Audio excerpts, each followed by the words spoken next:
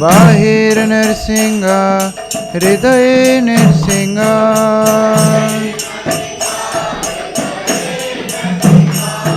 बाहिर नरसिंह हृदय नरसिंह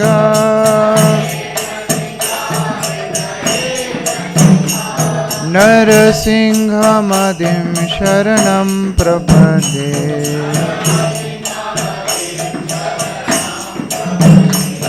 नरसिंहमदिं शरणं प्रपद्ये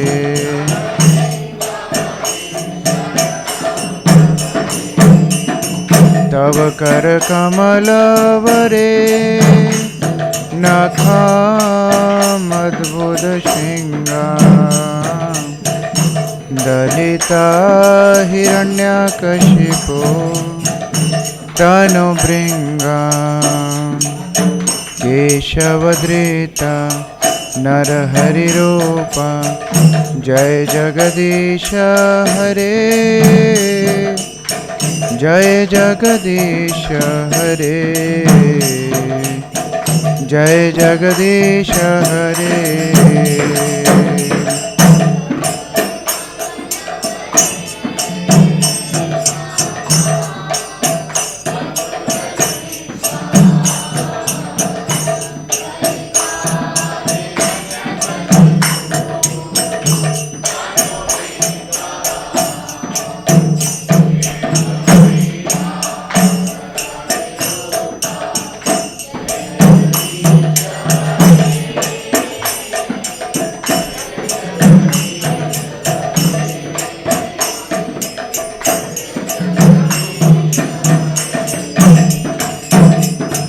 केशवधृता नरहरिरूपा जय जगदीश हरे जय जगदीश हरे जय जगदीश हरे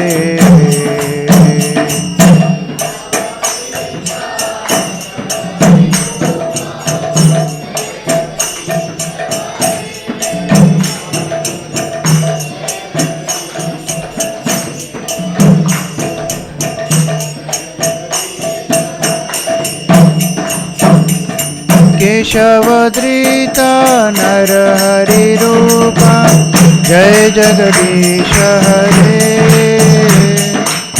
जय जगदीश हरे जय जगदीश हरे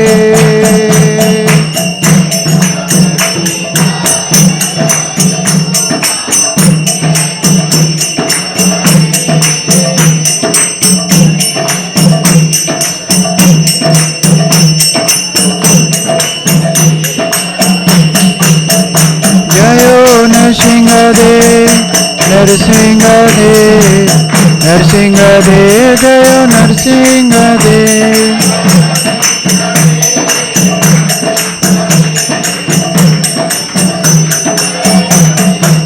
जयो प्रहलाद महाराज प्रहलाद महाराज प्रहलाद महाराज जय प्रहलाद महाराज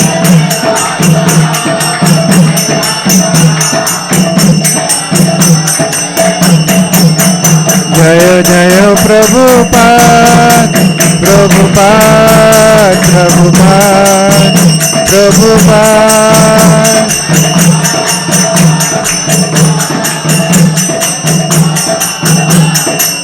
निताई गौर हरि बोल हरि बोल हरि बोल हरि बोल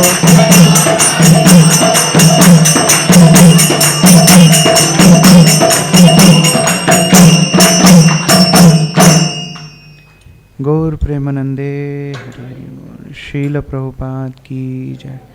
जय हम विष्णुपाद परमहंस परिव्राजकाचार्य अष्टोत्तर शत श्री श्रीमद अभय चरणारविंद भक्ति वेदांत स्वामी शील प्रभुपाद की। इस्कॉन बीबीटी फाउंडर आचार्य शील प्रभुपाद की। जय हम विष्णुपाद परमहंस परिव्राजकाचार्य अष्टोत्तर शत श्री श्रीमद श्रील भक्ति सिद्धांत सरस्वती ठाकुर की। अनंत कोटि वैष्णव वृंद की। नामाचार्य श्रील हरिदास ठाकुर की। प्रेम से कहो श्री कृष्ण चैतन्य प्रभु नित्यानंद श्री अद्वैत गदाधर शिवासादि गौर भक्त वृंद की। श्री श्री राधा कृष्ण गोप गोपिका श्याम कुंड राधा कुंड गिरि गोवर्धन की। श्री वृंदावन धाम की। श्री मायापुर धाम की। श्री जगन्नाथपुरी धाम की। श्री द्वारकापुरी धाम की। गंगा माई यमुना माई की। भक्ति देवी तुलसी महारानी की। समवेत भक्त वृंद की। ग्रंथराज श्रीमद् भागवतम की। निताई गौर प्रेमानंदे। All glories to assemble devotees. All glories to assemble devotees. All glories to assemble devotees. All glories to Shri Shri Guru and Shri Gauranga. All glories to Srila Prabhupada. ओम अज्ञानतिमिरन्धस्य ज्ञानाञ्जनशलाकया चक्षुरुन्मिलितं येन तस्मै श्रीगुरवे नमः। श्रीचैतन्यमनोभीष्टं स्थापितं येन भूतले स्वयं रूपः कदा मह्यं ददाति स्वपदान्तिकं। वन्देऽहं श्रीगुरोः श्रीयुतापदकमलं श्रीगुरून् वैष्णवांश श्रीरूपं साग्रजातां सहगणरघुनाथान्वितं तं सजीवं साद्वैतं सावधूतं परिजनसहितं कृष्णचैतन्यदेवं श्रीराधाकृष्णपादान् सहगणललिता श्रीविशाखान्वितांश। नमो विष्णुपादाय कृष्णपृष्ठाय भूतले श्रीमते भक्तिवेदान्त स्वामिनिति नामिने। नमस्ते सारस्वती देवे गौरवाणी प्रचारिणे निर्विशेष शून्यवादी पाश्चात्यदेशतारिणे। नमो महावदन्याय कृष्णप्रेमप्रदायते कृष्णाय कृष्णचैतन्य नामने गौरत्तुषे नमः। हे कृष्णा करुणा सिंधो दीनबंधो जगत्पते गोपेशा गोपिका कांत राधा कांत नमोस्तुते। तप्त कांचन गौरांगी राधे वृंदावनेश्वरी सुते देवी प्रणमामि हरिप्रिये। वाञ्छाकल्पतरुभ्यश्च कृपा सिन्धुभ्य एव च पतितानां पावनेभ्यो वैष्णवेभ्यो नमो नमः। जय श्री कृष्ण चैतन्य प्रभु नित्यानंद श्री अद्वैत गदाधर श्रीवासादि गौर भक्तवृंद। हरे कृष्णा कृष्णा कृष्णा हरे हरे हरे राम राम राम हरे हरे। हरे कृष्णा। हम लोग श्रीमद् भागवतम के सप्तम स्कंद से श्रवण कर रहे हैं। भगवान नृसिंहदेव की प्रहलाद महाराज की दिव्य प्रेम कहानी, ए ट्रू लव स्टोरी।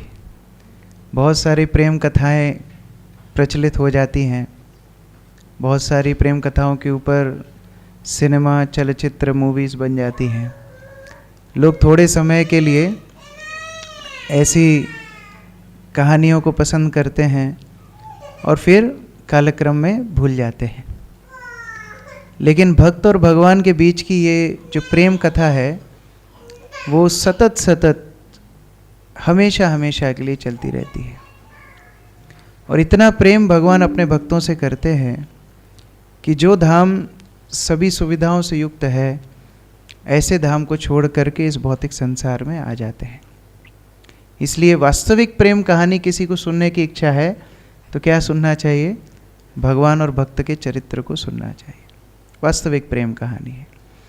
और यद्यपि कई बार इन चरित्रों का श्रवण भक्त करते हैं, फिर भी इसमें नया नया रस उन्हें प्राप्त होता है। तदेव रम्यम रुचिरम नवम नवम। नया नया रस भक्तों को इस कथाओं में प्राप्त होता है। रम्यम अर्थात रुचिकर, जो हृदय को संतुष्टि दे, जो हृदय को आह्लाद दे, आनंद दे, ऐसी भगवान की कथाएं हैं। नवम नवम, जिसमें रुचि प्रतिदिन नई नई तरीके से जागृत हो।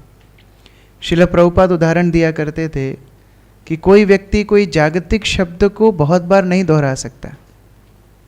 किसी को बोलो कोका कोला की 108 मोती पे जाप करो, बहुत मुश्किल है। लेकिन भक्त लोग सदियों से भगवान के नाम का जप करते आ रहे हैं। हरे कृष्णा कृष्णा कृष्णा हरे हरे, हरे राम राम राम हरे हरे। फिर भी प्रतिदिन रुचिरम नवम नवम, प्रतिदिन नया नया रस उन्हें इस नाम में, भगवान की कथा में प्राप्त होता है। कल भी हम चर्चा कर रहे थे कि कैसे श्री चैतन्य महाप्रभु ये प्रहलाद चरित्र को, ध्रुव चरित्र को बार बार सुनते थे। तो बार बार क्यों सुनते होंगे अगर उसमें प्रतिदिन नया रस नहीं आता होगा? प्रतिदिन सुनते थे। और इसी के साथ साथ तदेव शाश्वत मनो महोत्सवम, ये मन के लिए महोत्सव है। मन सतोगुण का एक उत्पत्ति है, सतोगुण से मन की उत्पत्ति होती है, और भगवान की कथा सुनने से ये सतोगुण की वृद्धि होती है, और इसी कारण से मन संतुष्ट होता है भगवान की कथा में। मन के लिए महोत्सव है जब भगवान की कथा सुनने का उसको अवसर मिले। और साथ में क्या होता है? तदेव शोकर्णव, सारा जो शोक का अर्णव है यानी समुद्र है, उसको सुखा देती है भगवान की कथा। उसको एक, भागवतम में बहुत सारे उदाहरण दिए हैं। एक उदाहरण है जैसे मानो गाय के बछड़े के खुर के अंदर जल पड़ा हो, उसको पार करना कितना सहज होगा। लेकिन इस श्लोक में तो बताया है सुखदेव गोस्वामी ने कि सुखा ही देती है, उतना जल भी नहीं बचता है। जो भव का शोक का अर्णव है, जल समुद्र है, उसको सुखा देती है भगवान की कथा। इसका अर्थ क्या है? भौतिक समस्याओं का बाह्य रूप से हम समाधान नहीं कर सकते, केवल भगवान की कथाओं को श्रवण करके अपनी चेतना को ऊपर बढ़ा सकते हैं। जैसे जब कोई व्यक्ति एरोप्लेन में सफ़र करता है तो वो यात्रा के दौरान एरोप्लेन बादलों के ऊपर चला जाता है। अब यद्यपि नीचे बारिश हो रही होती है, लेकिन ऊपर एरोप्लेन जब बादलों के ऊपर चला जाता है तो कोई वर्षा का प्रभाव नहीं होता। उसी तरह से समस्याएं भौतिक संसार का एक अंग है, दुखालयम अशाश्वतम। लेकिन अपनी चेतना की वृद्धि भक्त कर लेते हैं भगवान की कथाओं को श्रवण करके।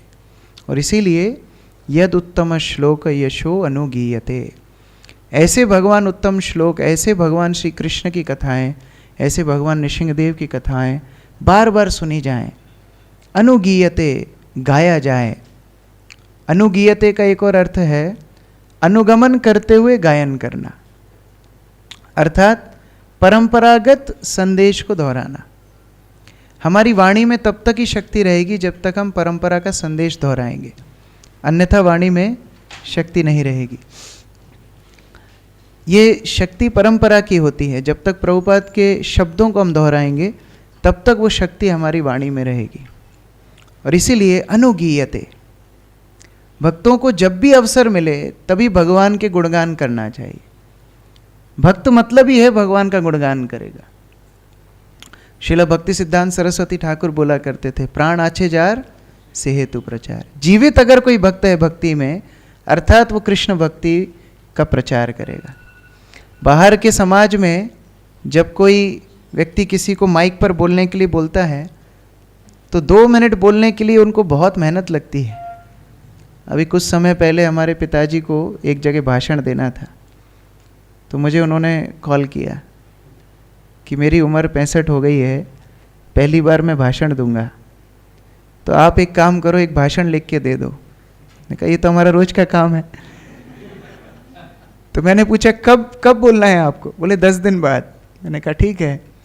तो मैं भी टालम टल्ली कर रहा था, व्यस्त भी था, तो रोज उनका 3 बार फ़ोन आता था, यशस्त्री संध्यम, और वो मुझे याद दिलाते थे कि क्या हुआ, लिख के नहीं दिया तुमने? मैंने कहा पापा 7-8 दिन बाद आपको बोलना है।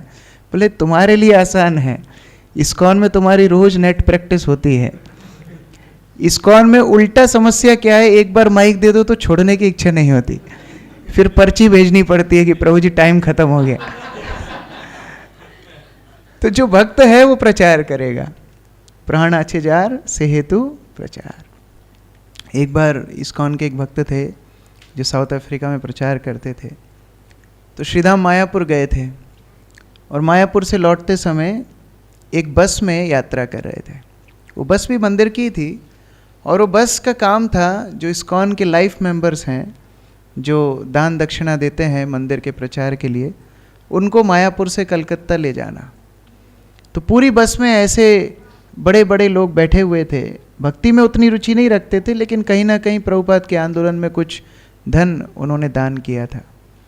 अब ये भक्त को बड़ी इच्छा हो रही थी कि मैं प्रचार करूं, लेकिन बड़ी शर्म भी आ रही थी, कैसे शुरू करूं। कई बार ऐसी स्थिति होती है, सामने व्यक्ति दिखता है हमें और फिर इच्छा होती है कि हम उसको कुछ बोलें, लेकिन फिर संकोच भी होता है, बार बार ऐसा लगता है बोलूं कि नहीं बोलूं, बोलूं कि नहीं बोलूं। तो भगवान को प्रार्थना कर रहे थे और इसी बीच उनकी नज़र बाहर पड़ी एक बिल बोर्ड पर। तो बिल बोर्ड था हज का, जो मोबाइल की पहले नेटवर्क कंपनी हुआ करती थी, अभी तो पता नहीं उसका शायद दिवाला निकल गया। तो वो कंपनी का बिल बोर्ड था और उस पर लिखा था why don't you talk about it. तो उन्होंने बोला अरे ये तो मेरे लिए ही है, उस पर क्या लिखा है, क्यों नहीं बोलते हो आप, आपके अंदर इच्छा हो रही है बोलने की तो क्यों नहीं बोलते हो। अब उन लोगों ने क्या सोच के विज्ञापन डाला होगा, लेकिन भक्त को संदेश मिल गया। क्या संदेश है, आप कृष्ण के बारे में क्यों नहीं बोलते। ये संसार में एकमात्र कमी है कृष्ण चेतना की। भोजन की कमी नहीं है इस संसार में, कपड़ों की कमी नहीं है इस संसार में, कोई द्रव्य की कमी नहीं है इस संसार में, एकमात्र कमी है कृष्ण चेतना की। और अगर ये कृष्ण चेतना का दान भक्त नहीं करेंगे तो ये समाज उससे वंचित रह जाएगा। और इसीलिए श्री चैतन्य महाप्रभु भाग्यवान मानते हैं उन लोगों को जिनकी कृष्ण कथा में रुचि है। कृष्ण कथाए तुम्हार रुचि बड़ो भाग्यवान। अगर किसी की कृष्ण कथा में रुचि है वो बड़ा भाग्यवान है कि उसने अपने जीवन को सार्थक मनाया कृष्ण की संगति लेकर, वो भी कृष्ण कथा के रूप में। और जब जीवन में इस तरह कृष्ण कथा आ जाती है तो हम सतत भगवान का संगति करते हैं। देखिए, भगवान के विग्रहों के दर्शन करने के लिए आपको टाइम टेबल देखना पड़ेगा, कब पट खुलते हैं, कब पट बंद होते हैं। हमारे मंदिर में कई भक्त चिढ़ जाते हैं क्योंकि रोज़ कोई ना कोई आके पूछता है कितनी बजे पट खुलेंगे, कितनी बजे बंद होंगे। तो बार बार भक्त बता बता के चिढ़ जाते हैं, बोलते हैं इतना बड़ा अक्षरों में प्रिंट करके रखा है, देख लो। तो हर क्रिया के लिए समय का प्रतिरोध है, कुछ ना कुछ नियम है, लेकिन भगवान की कथा सुनने के लिए कोई रुकावट नहीं है। सतत भगवान की कथा व्यक्ति श्रवण कर सकता है और उसके माध्यम से हमेशा हमेशा भगवान की संगति कर सकता है। और जहाँ भगवान की कथा का श्रवण हो, जहाँ कुछ भक्त एकत्र होके भगवान के नाम गुण लीला का चिंतन करें, वो चिंतन मात्र से भगवान उस स्थिति को, उस परिस्थिति को, उस स्थान को अपना धाम बना देते हैं। अभी कुछ ही दिन पहले हम लोग श्री श्रीमद् भक्ति तीर्थ स्वामी महाराज की जीवनी को सुन रहे थे। तो भक्ति तीर्थ स्वामी महाराज इस्कॉन के एक बहुत वरिष्ठ सन्यासी थे। उन्होंने बहुत प्रचार किया, प्रभुपाद उनको बहुत प्रेम करते थे और श्रील प्रभुपाद की प्रसन्नता के लिए ऐसे ऐसे देशों में जाके उन्होंने प्रचार किया जहाँ कृष्ण भक्ति का अनुसरण करना प्रतिबंधित था। अंतिम दिनों तक ऐसे प्रचार करते रहे जहाँ बड़े बड़े देशों के राष्ट्रपति, प्रधानमंत्री, अभिनेता इत्यादि उनसे मार्गदर्शन लिया करते थे। बड़े बड़े टीवी चैनल्स उनके इंटरव्यू के लिए तरसते थे। इतना उन्होंने कृष्ण भक्ति का प्रचार वैश्विक स्तर पर किया। लेकिन सन 2004-05 में उनको कैंसर हो गया और स्टेज 4 कैंसर जब डिटेक्ट हुआ तो उनके पास विकल्प था भारत में आके वृंदावन धाम में रहने का। जैसे कि प्राय सभी भक्त सोचते हैं कि हमारा शरीर वृंदावन धाम में छूटे, लेकिन उन्होंने चुना अमेरिका में प्रभुपाद द्वारा स्थित एक कृषि फार्म, जहाँ पर प्रभुपाद ने स्वयं ने विग्रहों को स्थापित किया था, नाम दिया था गीता नगरी। उन्होंने चुना कि मैं यहीं पर अपना शरीर छोड़ूंगा। क्यों?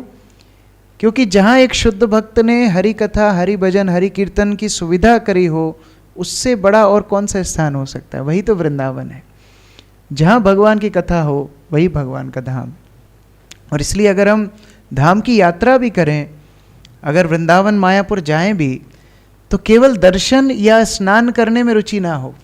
भागवत बताती है कि आप तीर्थ यात्रा करो और केवल आपका ध्येय यही हो कि मैं कितने कुंडों में स्नान किया, कितनी नदियों में स्नान किया, तो वो चेतना बहुत उत्कृष्ट चेतना नहीं है। लेकिन तीर्थ स्थान में जा कर के वहाँ के साधुओं से श्रवण करना, ये वास्तविक तीर्थ यात्रा है। तो इसलिए भगवान की कथा जितनी सुनी जाए और जितनी रुचि से सुनी जाए, उतना ही आध्यात्मिक उन्नति होती है। हम लोगों ने कल चर्चा की किस प्रकार ये सप्तम स्कंद में भगवान नृसिंह और प्रहलाद की कथा बताई गई है। और ये कथा का इतिहास क्या है? ये कथा का इतिहास है शुभ और अशुभ वासनाएं। कैसे महत कृपा से शुभ वासनाएं और महत कोप या महत रुष्ट से असत वासनाएं जीव के हृदय में आती हैं। दोनों उदाहरण हमारे सामने हैं, हिरण्यकशिपु और प्रहलाद। हिरण्यकशिपु असत वासना का प्रतीक है, महत कोप का प्रतीक है, और प्रहलाद सत वासना महत अनुग्रह का प्रतीक है। जब राजसु यज्ञ में युधिष्ठिर महाराज के शिशुपाल का वध हुआ और शिशुपाल की आत्मा ज्योति स्वरूप में भगवान के शरीर में विलीन हो गई, तो युधिष्ठिर महाराज बड़े आश्चर्यचकित हो गए। भक्ति करने से भी भगवान मिलेंगे उसकी भी गारंटी नहीं है। योगी जन इतनी मुश्किल से सर नीचे करके पैर ऊपर करके सांस फुला फुला के परेशान हो जाते हैं, भगवान का चिंतन नहीं कर पाते। और ये जन्म से भगवान को गाली दे रहा था, भगवान का तिरस्कार कर रहा था, ये कैसे भगवान के शरीर में चला गया, इसको कैसे मुक्ति मिल गई? और वो उत्तर देते हैं श्री नारद मुनि। नारद मुनि समझाते हैं कैसे भगवान समदर्शी हैं, उनको पक्षपात आता ही नहीं। और पक्षपात करने की ज़रूरत भी क्यों होगी, क्योंकि भगवान तो आत्मतुष्ट हैं, ना उन्हें किसी से कुछ लाभ चाहिए और ना किसी से उनको डर है।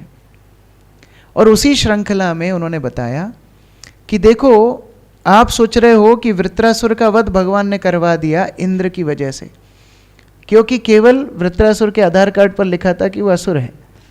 यही तो बात है ना, वृत्रासुर असुर था इसलिए मरवा दिया, लेकिन एक असुर पुत्र ऐसा भी था जिसको भगवान ने बचाया, नाम है प्रहलाद। तो प्रहलाद की रक्षा से भगवान ये सिद्ध करते हैं कि वो किसी प्रकार का पक्षपात नहीं करते। मानो कोई अध्यापिका है, दो छात्र एग्जाम देते हैं, एक छात्र बहुत अच्छे से पेपर लिखता है और एक छात्र बिल्कुल कुछ नहीं लिखता है, और अध्यापिका दोनों को बराबर नंबर देती है, तो क्या वो समदर्शिता है? ये सबसे बड़ा नाइंसाफ होगा उसके साथ जिसने अच्छा पेपर किया, और जो अच्छा पेपर नहीं लिख रहा है उसके साथ भी नाइंसाफी है, क्योंकि वो कभी सीख नहीं पाएगा। इसलिए अध्यापिका को यथा योग्य नंबर देना उसकी समदर्शिता है। उसी प्रकार से भगवान समदर्शी हैं। गुणों के आधार पर व्यक्ति ऊपर या नीचे जाते हैं, सतोगुणी ऊपर जाते हैं, तमोगुणी नीचे जाते हैं। और उसी आधार पर नारद मुनि ने एक पंक्ति में नरसिंह लीला सुना दी कि एक हिरण्यकशिपु नाम का उग्र राजा था, असुर था, उसके पुत्र प्रहलाद ने उसकी बात नहीं मानी, भगवान विष्णु की भक्ति करने का प्रयास किया, और इसलिए हिरण्यकशिपु ने उसको मरवाने का बड़ा प्रयास किया। युधिष्ठिर महाराज बोलते हैं ऐसे नहीं चलेगा, विस्तार से आपको बताना पड़ेगा, हम सुनने के लिए तैयार बैठे हैं। राजसु यज्ञ हो गया, अभी पूजा पाठ जितनी होनी थी हो गई, जिसको मारना था उसको मार भी दिया, कोई दिक्कत नहीं, हम लोग सब फ्री हैं, अभी विस्तार से सुनाइए। तो ये रुचि कृष्ण कथा सुनने के लिए जब श्रोता के हृदय में होती है तभी वक्ता कथा कर पाते हैं। अगर श्रोता सोता हो जाए तो फिर वक्ता सुना नहीं पाएगा। श्रोता में रा की मात्रा हटा दो, सोता हो गया वो, तो सोता होता रहेगा तो फिर कथा नहीं होगी। तो रुचि होनी चाहिए सुनने वाले के अंदर, तब वक्ता कृष्ण कथा बता पाते हैं। तो उसी धारा में जब हम युधिष्ठिर महाराज की रुचि देखते हैं, युधिष्ठिर महाराज रुचि से, उत्साह से कथा सुनना चाहते हैं, और इसलिए नारद मुनि को ये प्रेरणा मिली कि युधिष्ठिर महाराज को मैं कृष्ण भक्ति का दान करूं ये कथा के माध्यम से। माता बच्चे को उतना ही भोजन देती है जितना वो पचा पाए। बच्चा बड़ा उत्साही होता है, मैं सब ले लूँगा। आपने कभी शादियों में देखा होगा लोग किस तरह अपनी प्लेट को भर लेते हैं। उन्हें लगता है कि अब आए हैं, लिफाफा दिया है तो पूरी वसूली करके जाए। तो थाली में दमादम भरा जाता है, चावल का पहाड़ बनाया जाता है, कड़ी दाल की नदियाँ बही जाती हैं, पूड़ी के फ्लैट बनाए जाते हैं, और मिठाई रखने की तो प्लेट में जगह ही नहीं होती, तो अलग से एक प्लेट, 2 हाथ में 2 प्लेट, दूसरी प्लेट में मिठाई पकोड़े भी रखे जाते हैं। लेकिन अगर छोटा बच्चा इतना सारा भोजन लेके जा रहा हो तो उसकी माँ क्या बोलेगी, तो इतना खा नहीं पाएगा। उसी तरह गुरु को पता होता है शिष्य कितना पचा पाएगा, उसी अनुसार गुरु उपदेश देते हैं। यहाँ नारद मुनि को ये विश्वास हुआ युधिष्ठिर महाराज सुनना चाहते हैं, और वो इतिहास बताते हैं ये हिरण्यकशिपु और हिरण्याक्ष का। 2 भाई हैं, हिरण्यकशिपु हिरण्याक्ष। इतिहास शुरू होता है इनके माता पिता से, दिति और कश्यप। देखिए, दिति संध्या काल में जो समय भगवान का भजन करने के लिए है, जो समय भगवान की भक्ति करने के लिए है, उस समय पर कश्यप के साथ संग करने के लिए जिद करती है। कश्यप बहुत समझाते हैं कि देखो तुम जो ये कार्य कर रही हो अधर्म का मार्ग है, लेकिन दिति समझती नहीं है। कई हट हमारे शास्त्रों में बताए हैं, बाल हट, फिर वृद्धों की हट। अड़ जाते हैं तो अड़ ही जाते हैं, उम्र के साथ थोड़े चिड़चिड़े भी हो जाते हैं, देखा होगा आप लोगों ने। इसी तरह स्त्री हट और साधु हट, ये सारी हट बताई गई है। तो उस तरह इतने हट करने लगी, उस जिद के कारण अधर्मपूर्ण गर्भाधान हुआ, और फलस्वरूप ये 2 आसुरिक पुत्र उनके गर्भ में प्रवेश किए। देखो, जैसी चेतना हमारी होगी वैसा ही आगे हमको फल मिलने वाला है। महाभारत में बड़ा सुंदर उदाहरण है, जब विचित्रवीर का और चित्रांगद का वध हो जाता है, मृत्यु हो जाती है, तो उसके बाद कोई संतान कुरुवंश में नहीं होती। भीष्म पितामह तो ब्रह्मचारी थे, तो सत्यवती भीष्म पितामह को बोलती है कि वैदिक शास्त्रों के अनुसार सत्ययुग में, त्रेता युग में, द्वापर युग में, कलयुग में वर्जित है, इन 3 युगों में अगर एक भाई की पत्नी से कोई संतान ना हो और उसकी मृत्यु हो जाए तो दूसरा भाई गर्भाधान कर सकता है। तो आप जाइए और कुरु वंश को आगे बढ़ाइए।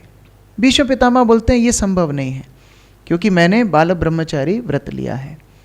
तब सत्यवती बताती हैं मेरा एक और पुत्र है देव योजना से, जो है वेदव्यास। वेदव्यास को बुलाया जाता है, और अंबिका को सत्यवती बोलती हैं कि आप तैयार रहिए, अभी आपको गर्भाधान करने के लिए एक भाई आएंगे। वो सोच रही थी भीष्म आएंगे, और भीष्म की अपेक्षा करते करते बैठी थी, आए कौन? वेदव्यास। अच्छा, वेदव्यास ने बोला भी था 1 साल तक आप पहले तप कीजिए, क्योंकि मेरी शुद्धता को धारण करने के लिए आपको उस तरह का बल चाहिए, आध्यात्मिक बल चाहिए। लेकिन जल्दीबाजी सबको होती है, शादी हो तो पंडित जी को बोलते हैं 5 मिनट में करो, श्राद्ध हो तो 2 मिनट में करो, और चिता जलने के पहले ही आजकल तो लोग अस्थियां उठा के बहा देते हैं, कौन आएगा 3 दिन बाद। तो अंबिका और सत्यवती को बड़ी जल्दी थी, बोला 1 साल कौन रुकेगा, आपको जो करना है अभी करके चले जाओ। तो अपेक्षा अंबिका की थी भीष्म पितामह को प्राप्त करने की, लेकिन कौन आए? वेदव्यास आए, जटाधारी वैरागी।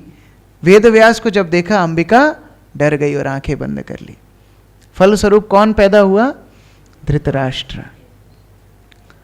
बहुत बड़ी सीख है इसमें। धृतराष्ट्र ऐसे माता का पुत्र है जिसकी अपेक्षाएं पूरी नहीं हुई। गर्भाधान के समय जो अपेक्षा थी अपूर्ण रही, इसलिए धृतराष्ट्र पूरा जीवन अपेक्षाओं के पीछे भागता रहा, उसकी कभी अपेक्षा पूर्ण नहीं हुई। पैदा हुआ, अंधा हुआ, अपेक्षा थी मैं भी आनंद उठाऊं, नहीं उठा पाया। बड़ा था, राजा नहीं बन पाया, पांडु राजा बन गया, तो वहां भी अपेक्षा पूर्ण नहीं हुई। ऐसे जैसे इंटम राजा बना, मरता क्या नहीं करता, मजबूरी का नाम हरे कृष्णा, तो उसको राजा बनाया, और फिर अपेक्षा थी कि उसका पुत्र दुर्योधन बने राजा। कितने सारे प्रयास धृतराष्ट्र ने किए, कितनी सारी कोशिशें की। द्यूत क्रीड़ा में कुछ नहीं बोला, लक्षाग्रह में कुछ नहीं बोला, महाभारत के युद्ध में कुछ नहीं बोला, और अपेक्षा फिर भी पूर्ण नहीं हुई। तो देखिए, माता की चेतना थी अपेक्षा पूर्ण नहीं होने की, और पुत्र वैसा ही प्राप्त हुआ। दुर्योधन स्वयं उसका उदाहरण है। गांधारी अपेक्षा कर रही थी कि मेरा पुत्र अग्रज होगा, सबसे बड़ा होगा, लेकिन पैदा कौन हुआ पहले? युधिष्ठिर महाराज। और इतना शोक गांधारी को हुआ कि गर्भवती थी, अपने ही गर्भ के ऊपर उसने आघात किया, जिससे एक मांस का पिंड पैदा हुआ। बाद में वेदव्यास ने उसको अपनी शक्तियों से पुत्रों में परिणत किया। अब देखिए, ईर्ष्या के भाव से जन्म दिया, इसलिए दुर्योधन जन्म भर पूरे जीवन भर ईर्ष्यालु रहा।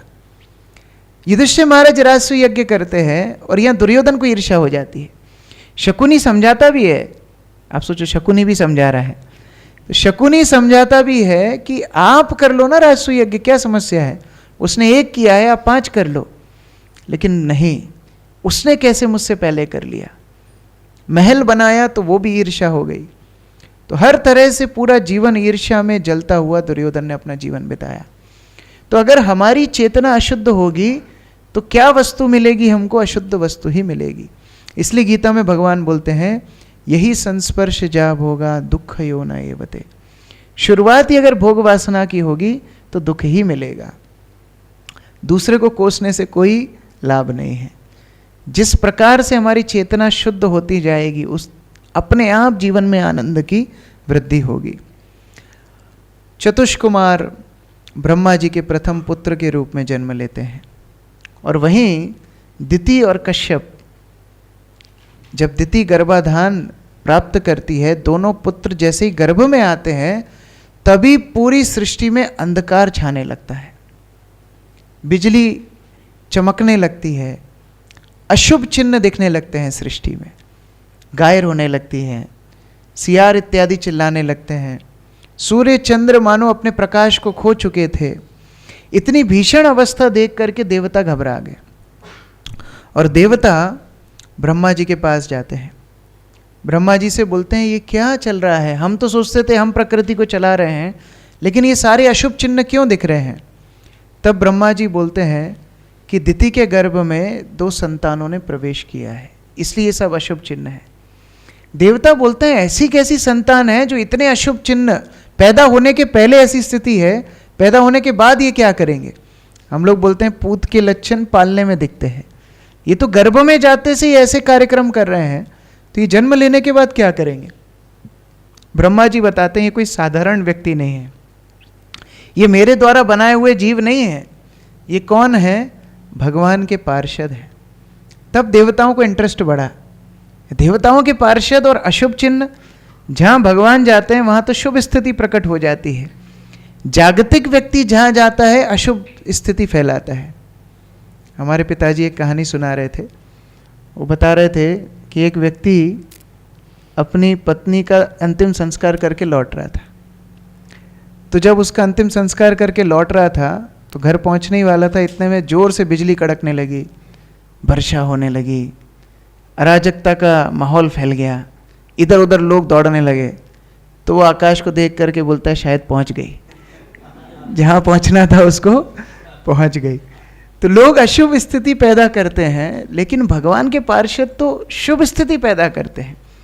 ये भगवान के पार्षद गर्भ में प्रवेश किए और अशुभ स्थिति कैसे पैदा हो गई? तब ब्रह्मा जी बताते हैं इनका इतिहास। ये कोई साधारण पार्षद नहीं है, ये भगवान के द्वारपाल थे, जय और विजय। ये जय और विजय वैकुंठ के द्वारपाल थे। अभी आश्चर्यजनक बात यह है कि वैकुंठ में वैसे ही कोई अनाधिकारी व्यक्ति प्रवेश नहीं कर सकता, और ऐसे वैकुंठ में द्वारपाल रखने की बात ही जरूरत ही नहीं है। लेकिन भगवान को कुछ ना कुछ सेवा तो देनी है, सबको सेवा करनी है भगवान की। क्या सेवा करें? तो भगवान ने बोला चलो तुम द्वारपाल बन जाओ। जरूरत नहीं है, लेकिन फिर भी जय विजय द्वारपाल रूप से खड़े रहते हैं। कोई तो ज़्यादा अपनी मर्जी से आ नहीं सकता। एक दिन ब्रह्मा के प्रथम मानस पुत्र चतुष्कुमार वैकुंठ में प्रवेश करते हैं। 6 द्वार वैकुंठ के पार कर लेते हैं, और इन वैकुंठ की उपमाओं का वर्णन भागवत में दिया गया है। क्या सुंदर वर्णन वैकुंठ का है।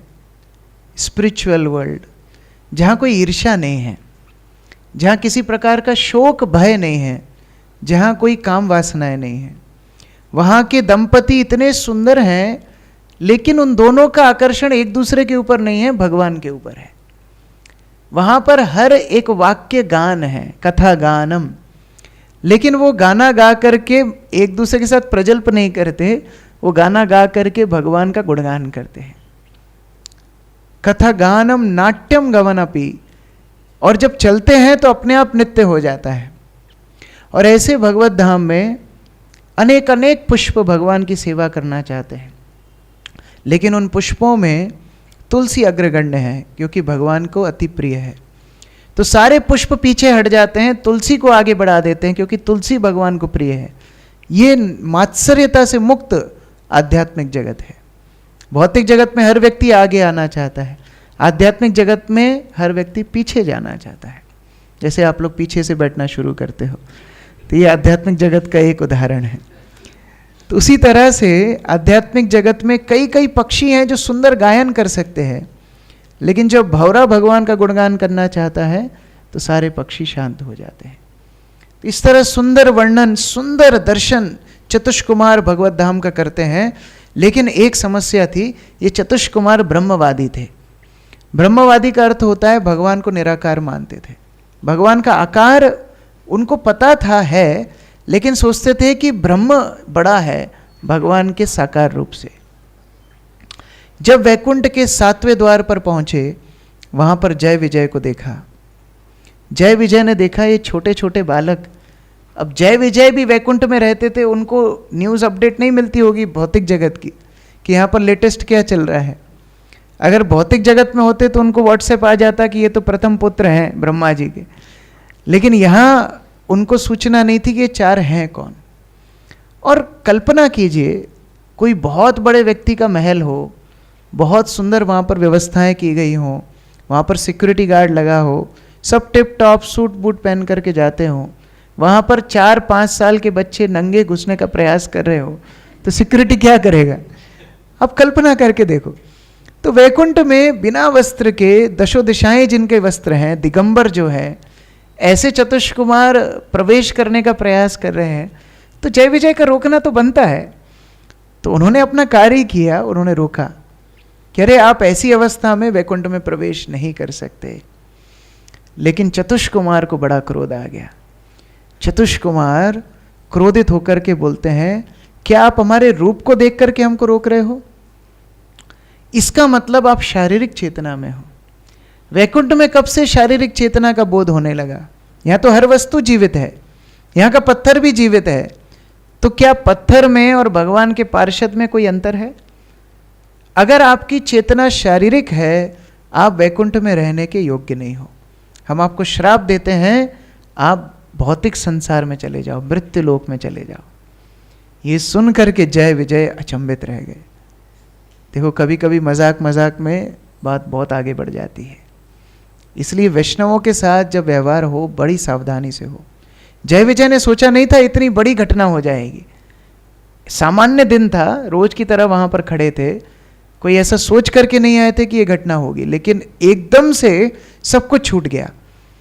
वैकुंठ छोड़ना पड़ेगा, भगवान की सेवा छोड़नी पड़ेगी, आध्यात्मिक शरीर छोड़ना पड़ेगा और मृत्यु लोक में जाना पड़ेगा और सीखना पड़ेगा हमटी Dumpty set on A wall.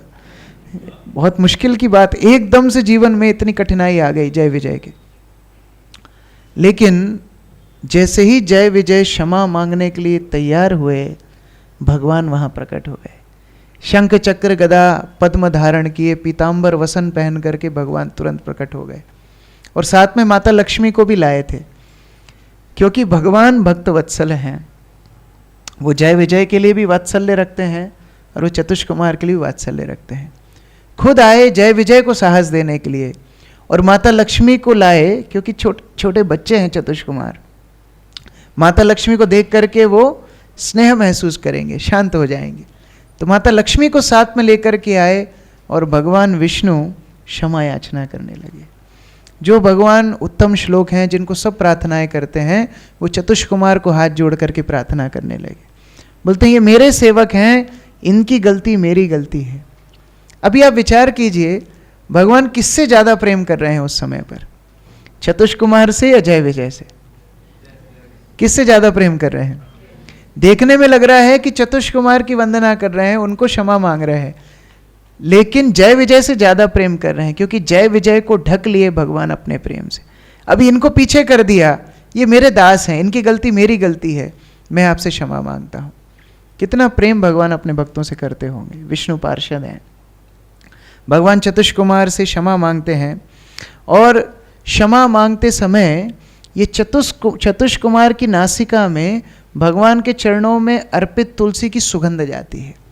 और ये तुलसी की इतनी विशेषता है, इतनी विशेषता है, जो ब्रह्मवादी चतुष्कुमार सारे शास्त्रों का ज्ञान रखने के बाद भी भगवान के रूप के प्रति आसक्त ना हो पाए, तुलसी की सुगंध मात्र से साकारवादी बन गए। इतनी तुलसी की महत्व है।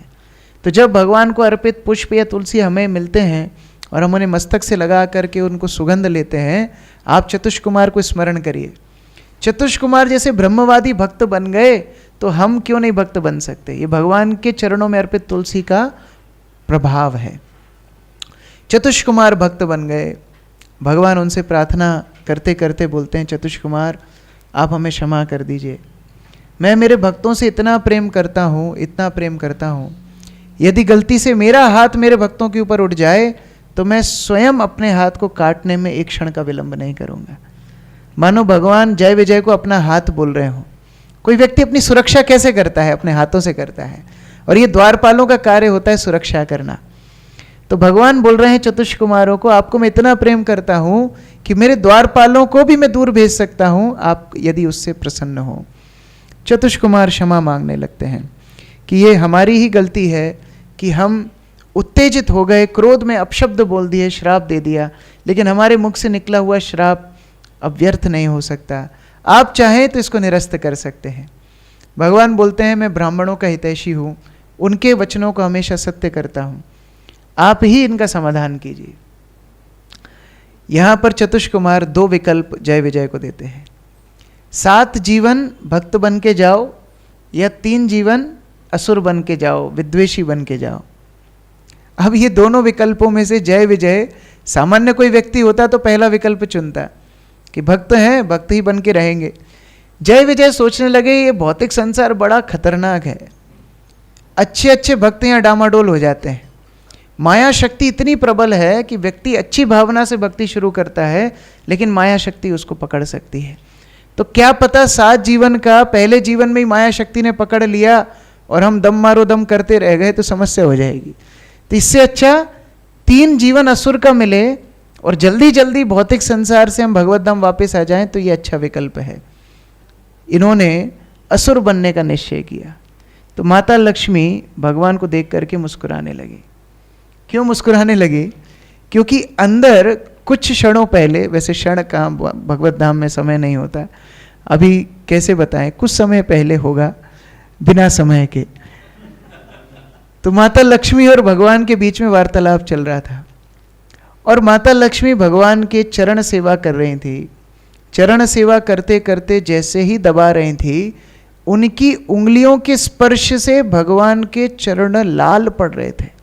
जहाँ जहाँ उंगली दबाती वहाँ वहाँ लाल निशान पड़ जाते, और इतने कोमल तरह से दबा रही थी, और भगवान फिर भी चिल्ला रहे थे, अरे धीरे, अरे आराम से, और लाल लाल निशान पड़ रहे हैं। इसलिए आप भगवान के विग्रहों को जब देखोगे तो उनके हाथ में आप लाल निशान देखोगे, पूरा लाल, क्योंकि इतने कोमल हैं, स्पर्श करते से ही लाल हो जाते हैं। तो माता लक्ष्मी बोलती हैं, मेरे स्पर्श से तुम लाल पड़ रहे हो, असुरों से युद्ध कर पाओगे कि नहीं? इतनी शक्ति है कि नहीं आपके अंदर? इतने कोमल से, चटक मटक से हो, तो असुरों के साथ युद्ध करना संभव होगा आपके द्वारा? भगवान बोलते हैं, देखो असुरों को मारने के लिए मुझे प्रयास करने की आवश्यकता ही नहीं है, उसके लिए तो मेरे अलग अलग अवतार, अलग अलग शक्तियां ही काफ़ी हैं। अगर मैं स्वयं जाऊंगा तो मेरे भक्त ही मेरे साथ थोड़ी कुश्ती कर सकते हैं, और सच बताऊं मेरे हाथों में भी खुजली होती है, लड़ाई करने की बहुत इच्छा होती है, लेकिन लड़ाई करूं किससे ये समझ में नहीं आता। इसीलिए अगर कोई भक्त ऐसा अभिनय करे जहां वो असुर बन के जाए, तो उससे लड़ाई झगड़ा मैं आसानी से कर पाऊंगा। और वही बात बाहर हो गई। तो माता लक्ष्मी देख करके मुस्कुरा रही थी कि आपने अपनी लड़ाई झगड़े का व्यवस्था कर ली है। और एक बार नहीं, 3 बार, और 3 बार भी नहीं, डबल सेट, जय और विजय दोनों तो जाएंगे, दोनों से लड़ाई करेंगे। तो इस प्रकार से भगवान ने अपनी लड़ाई करने की व्यवस्था की।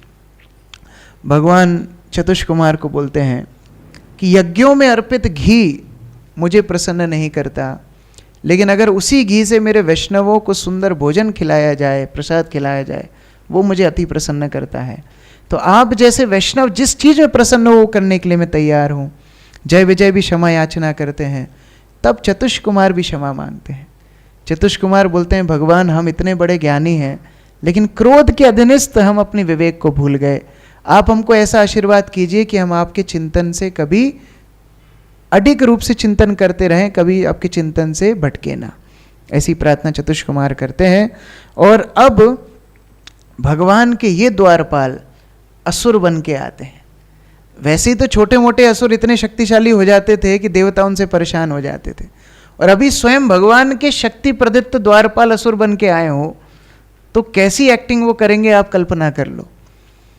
अब ब्रह्मा जी यहाँ पर सभी देवताओं को बताते हैं। अच्छा, ब्रह्मा जी ने भी अपेक्षा नहीं की थी कि कितनी घटनाएं आगे होने वाली हैं। उन्होंने भी सोचा ज़्यादा से ज़्यादा क्या करेंगे, थोड़ा बहुत समस्या करेंगे, भगवान आके इनका विनाश कर देंगे। लेकिन ब्रह्मा जी खुद चक्कर में पड़ गए। कैसे? चतुष कुमार प्रथम जन्म ले चुके थे ब्रह्मा जी से, उसके बाद ब्रह्मा जी ने कई मानस पुत्रों को जन्म दिया, और सारे साधु बाबा। अंतिम पुत्र नारद मुनि, वो भी ठेंगा दिखा करके चले गए।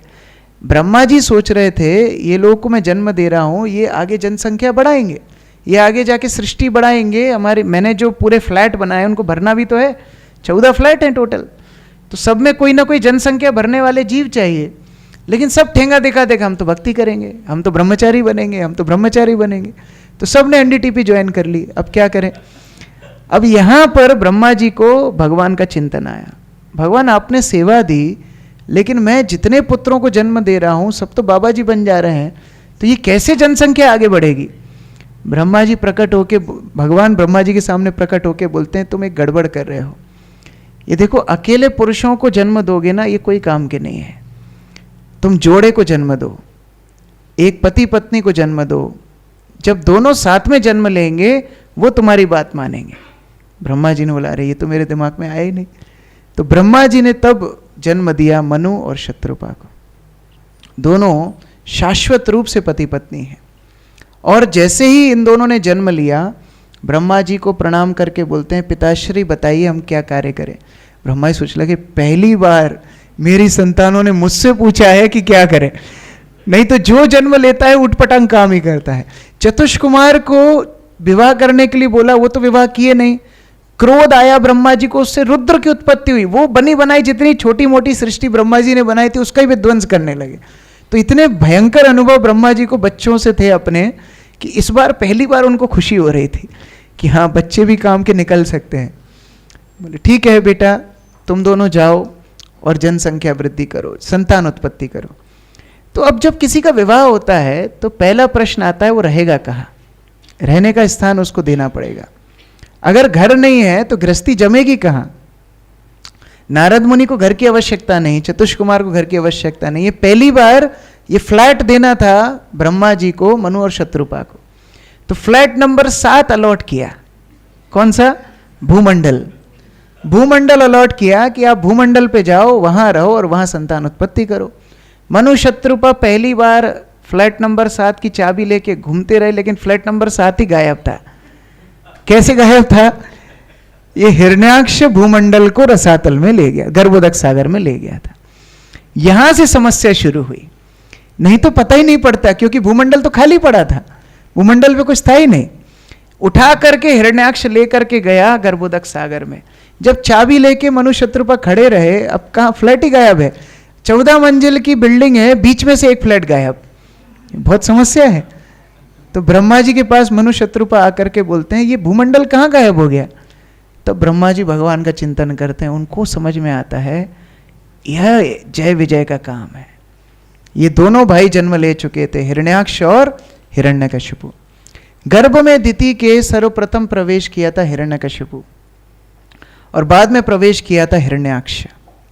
जन्म पहले लिया हिरण्याक्ष ने, बाद में जन्म लिया हिरण्यकशिपु ने।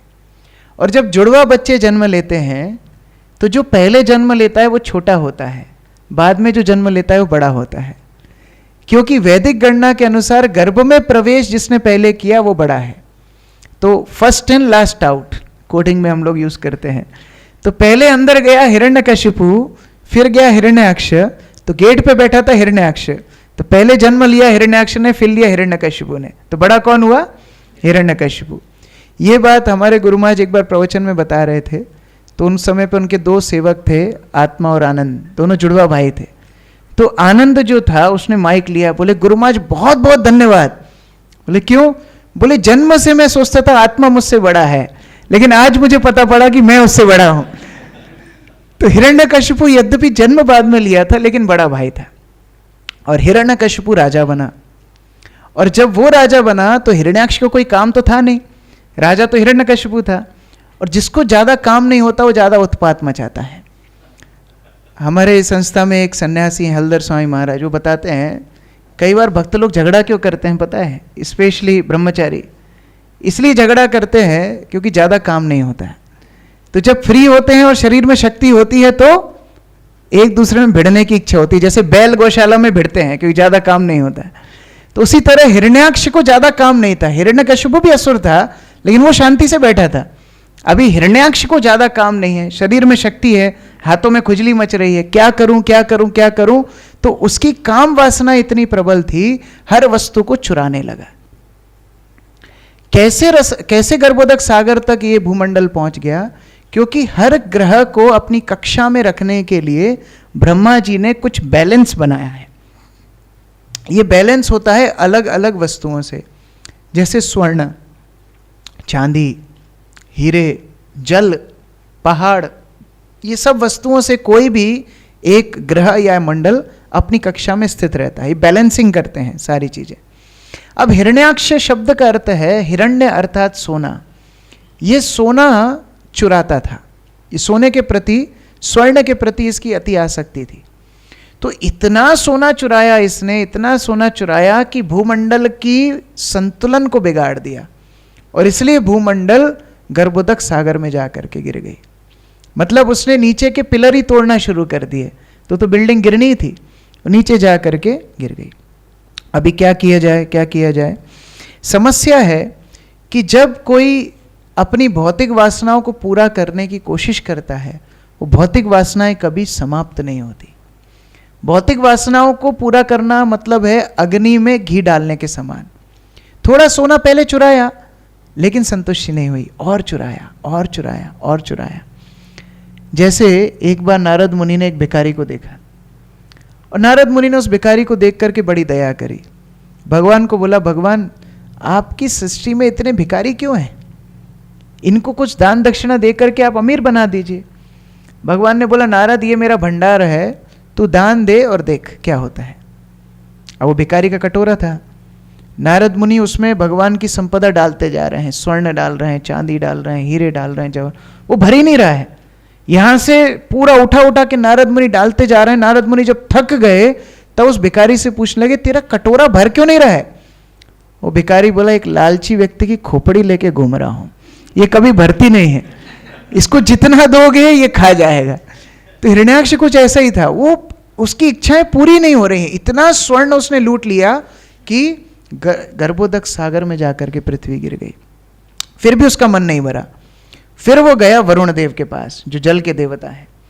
वरुण देव आयु में वृद्ध है, तो वरुण देव के पास जाकर के चुनौती देने लगा कि मुझसे युद्ध करो, मुझसे कोई युद्ध करने वाला कैंडिडेट नहीं मिल रहा। अच्छा, मनु शत्रुपा तब तक ज्यादा जन्म भी नहीं दिए थे लोगों को, नहीं तो इधर उधर लड़ता फिरता, अभी लड़ने के लिए कोई है नहीं। तो वरुण देव के पास जाकर के लड़ाई करने का प्रस्ताव दिया। वरुण देव जानते थे, क्योंकि वो कहानी तो ब्रह्मा जी से सुनी थी सभी देवताओं ने, ये कौन है।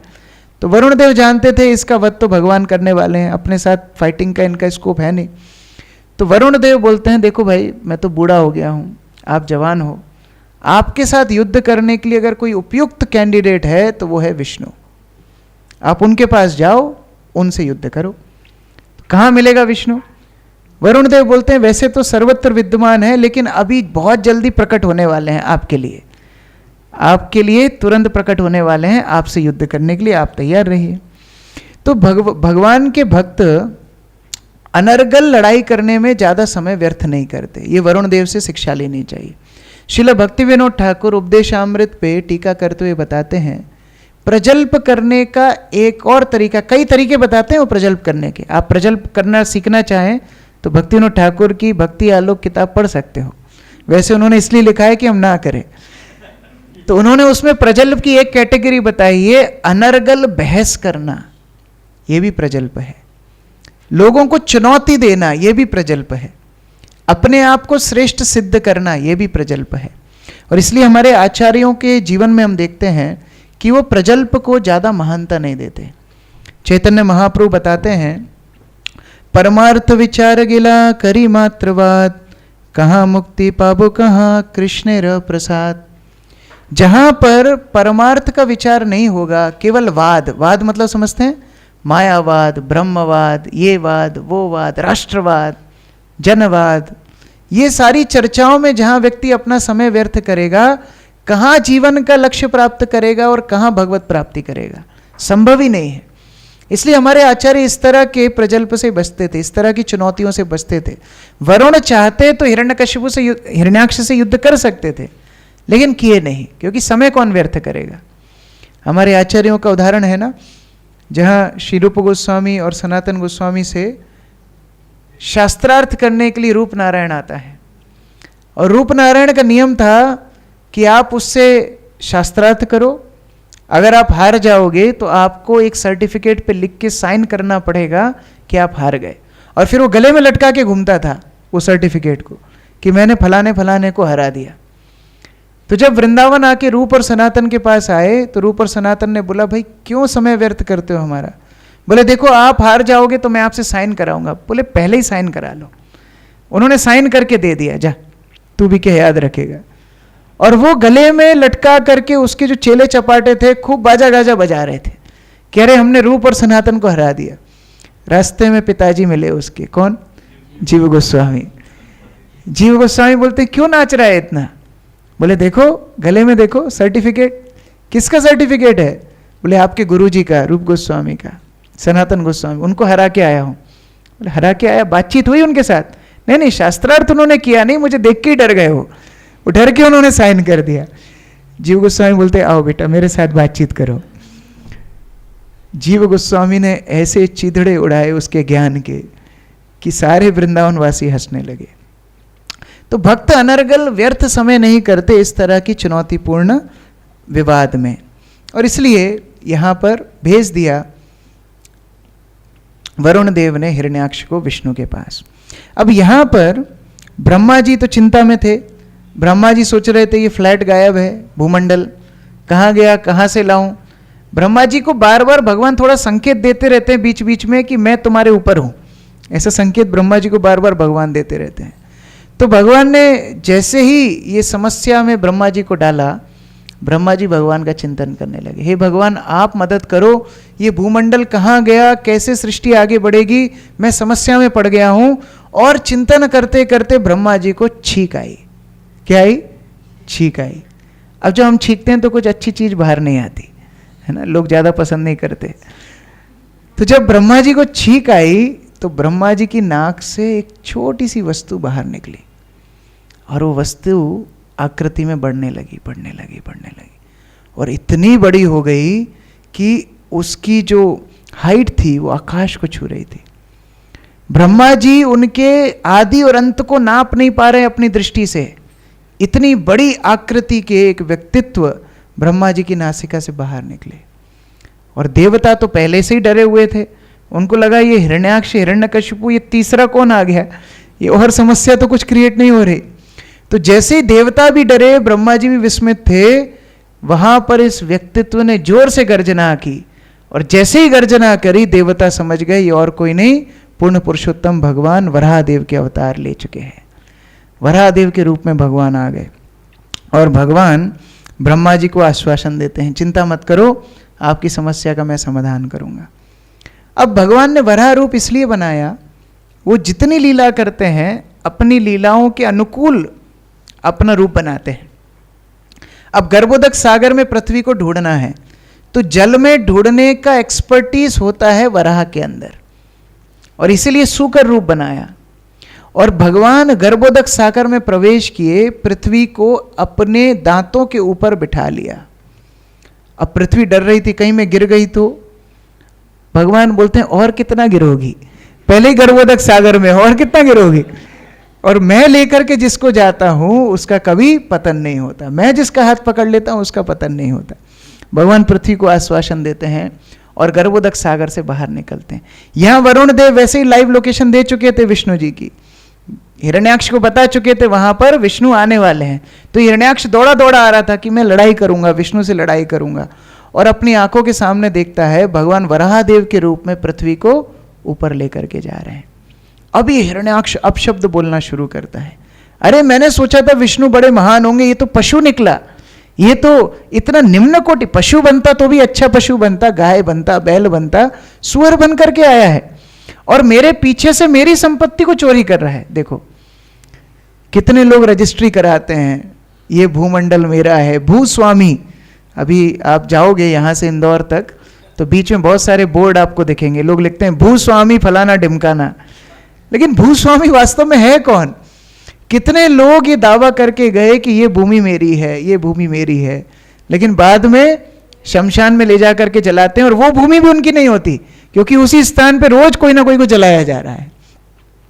तो वास्तव में भूस्वामी कौन है? भगवान स्वयं। लेकिन हिरण्याक्ष बोल रहा है मेरी संपत्ति को चोरी करके ले जाता है, शर्म नहीं आती। भगवान ने 1% भी ध्यान नहीं दिया। भगवान मानो ये शिक्षा दे रहे हो कि ज्यादा लोगों की बात पे ध्यान नहीं देना चाहिए। अगर आप अच्छा काम कर रहे हो तो, अगर आप बुरा काम कर रहे हो तो फिर लोगों का सुझाव लेना, उनका शोधन लेना आवश्यक है।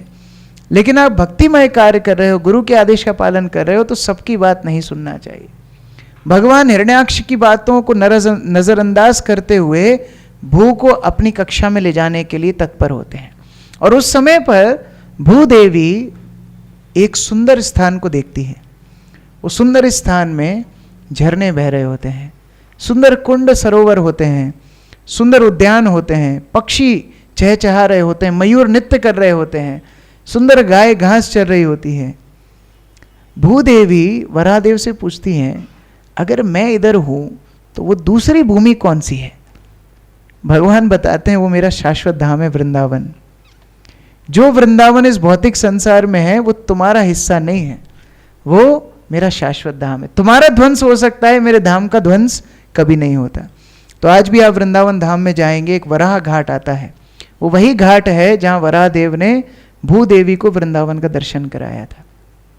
ला करके समुद्र की सतह पर भूमि को थोड़ी देर के लिए रखा, तब तक हिरण्याक्ष चिल्लाता हुआ आ गया सामने, मुझसे लड़ाई करो, मुझसे लड़ाई करो। भगवान ने बोला इसी के लिए तो तुझे भेजा था यहाँ पर, आजा। और युद्ध शुरू हुआ, भयंकर युद्ध। जैसे कोई बिल्ली चूहे के साथ खेलती है, ऐसे भगवान वराहदेव हिरण्याक्ष के साथ खेल रहे थे। बार बार उसको जानबूझ के छोड़ देते थे और वो लगता था मैं बच गया, फिर अपनी गदा उठा करके प्रहार करता था। भगवान बार बार लड़ते हैं और एक बार तो भगवान की गदा उनके हाथ से फिसल के नीचे गिर गई। देवता हाहाकार मचाने लगे, अरे ये क्या हुआ? भगवान की गदा गिर गई। भगवान ऊपर देखते हैं, चिंता मत करो, मैं खेल रहा हूं। खेलते रहे और इतना खेलने में भगवान को आनंद आ रहा है हिरण्याक्ष के साथ। उनका ही तो भक्त है, युद्ध करने में इतना मजा। लड़ाई का वैसे गुण भगवान से ही आया है। लोगों को लड़ाई का मजा क्यों आता है? क्योंकि भगवान को भी मजा आता है। तो इतना आनंद हिरण्याक्ष के साथ लड़ने में आ रहा है कि समय निकलता गया और अंधकार आने लगा। तब देवता भगवान को बोलते हैं भगवान ये अंधेरे में असुरों की शक्ति प्रबल हो जाती है, इसको मार दो, हमको डर लग रहा है। भगवान ने बोला अगर तुमको डर लग रहा है तो मार देता हूं। भगवान उसके पास गए और अपने हाथ के अग्रभाग से धीमे से स्पर्श मात्र किया, थप्पड़ भी नहीं मारा, स्पर्श मात्र किया। हिरण्याक्ष वहीं की वहीं धराशायी हो गया, वहीं की वहीं उसकी मृत्यु हो गई। सारे देवता पुष्प वृष्टि करने लगे। भगवान एक झटका देते हैं अपने शरीर से और जितना जल छिटकता है उससे सारे भुवन पवित्र हो जाते हैं। जितने रोम वराहदेव के शरीर से गिरे उनसे कुशा घास बन गई। ऐसा पवित्र वराहदेव का अवतार हुआ, हिरण्याक्ष का वध हुआ। श्री चैतन्य महाप्रभु जो अपने लीला धराधाम पर कर रहे थे, एक बार यही वराहदेव की कथा एक भक्त पढ़ रहा था। ये सुन करके, वो तो अवतारी हैं, चैतन्य महाप्रभु साक्षात सारे अवतारों के स्रोत हैं। श्री चैतन्य महाप्रभु ने वराह कथा सुनी और उनको वराहदेव का भाव आ गया। अब उन्होंने मुरारी गुप्त के घर पर गए और वराहदेव जैसी गर्जना करने लगे। देखते ही देखते उनके 2 लंबे दांत बाहर आ गए चैतन्य महाप्रभु के। और मुरारी गुप्त के घर में एक बड़ा सा लोटा था, वो महाप्रभु ने अपने दांतों के बीच में उठा लिया, भू देवी को स्मरण करते हुए। और मुरारी गुप्त को बोलते हैं, मुरारी मैं आदि वराह हूं, मुझसे अनंत अनंत वराहों ने अवतार लिया है, मुझे प्रार्थनाएं करो। अब मुरारी गुप्त वैसे ही सदमे में थे, ये हुआ क्या, हमारा निमाई जो घुंघराले बाल वाला स्वर्णिम कांति वाला हमारे साथ नाचता गाता हरि हराय नमा गाता था, ये एकदम से कौन से रूप में आ गया, इसके दांत कहां से आ गए, इतना भीषण इसकी गर्जनापूर्ण आवाज कहां से आ गई, और इतना बड़ा लोटा इसने उठाया कैसे अपने दांतों के ऊपर। वैसे ही सदमे में थे। मुरारी गुप्त बोलते हैं, हे भगवान मैं आपको क्या प्रार्थना करूंगा, आप ही अपनी प्रार्थना कर लो। चैतन्य महाप्रभु बोलते हैं, देखो मुरारी, मेरे आध्यात्मिक शरीर को देखो, मैं जिस वस्तु को स्पर्श करता हूं वो पवित्र हो जाती है। मैंने वराह रूप में रोम गिराए, उनसे कुशा बन गई। आज तक यज्ञ बिना कुशा के नहीं होता है। मैंने जो जल को छिड़का उससे पवित्र हो गए 14 भुवन। और लोग बोलते हैं मैं निराकार हूं। वो वाराणसी में जो प्रकाशानंद सरस्वती बैठा है, वो प्रतिदिन अपने शिष्यों को प्रवचन करता है कि मैं प्रकाश हूं, मेरा कोई आकार नहीं है, मैं अभी जाके उसका वध कर दूंगा।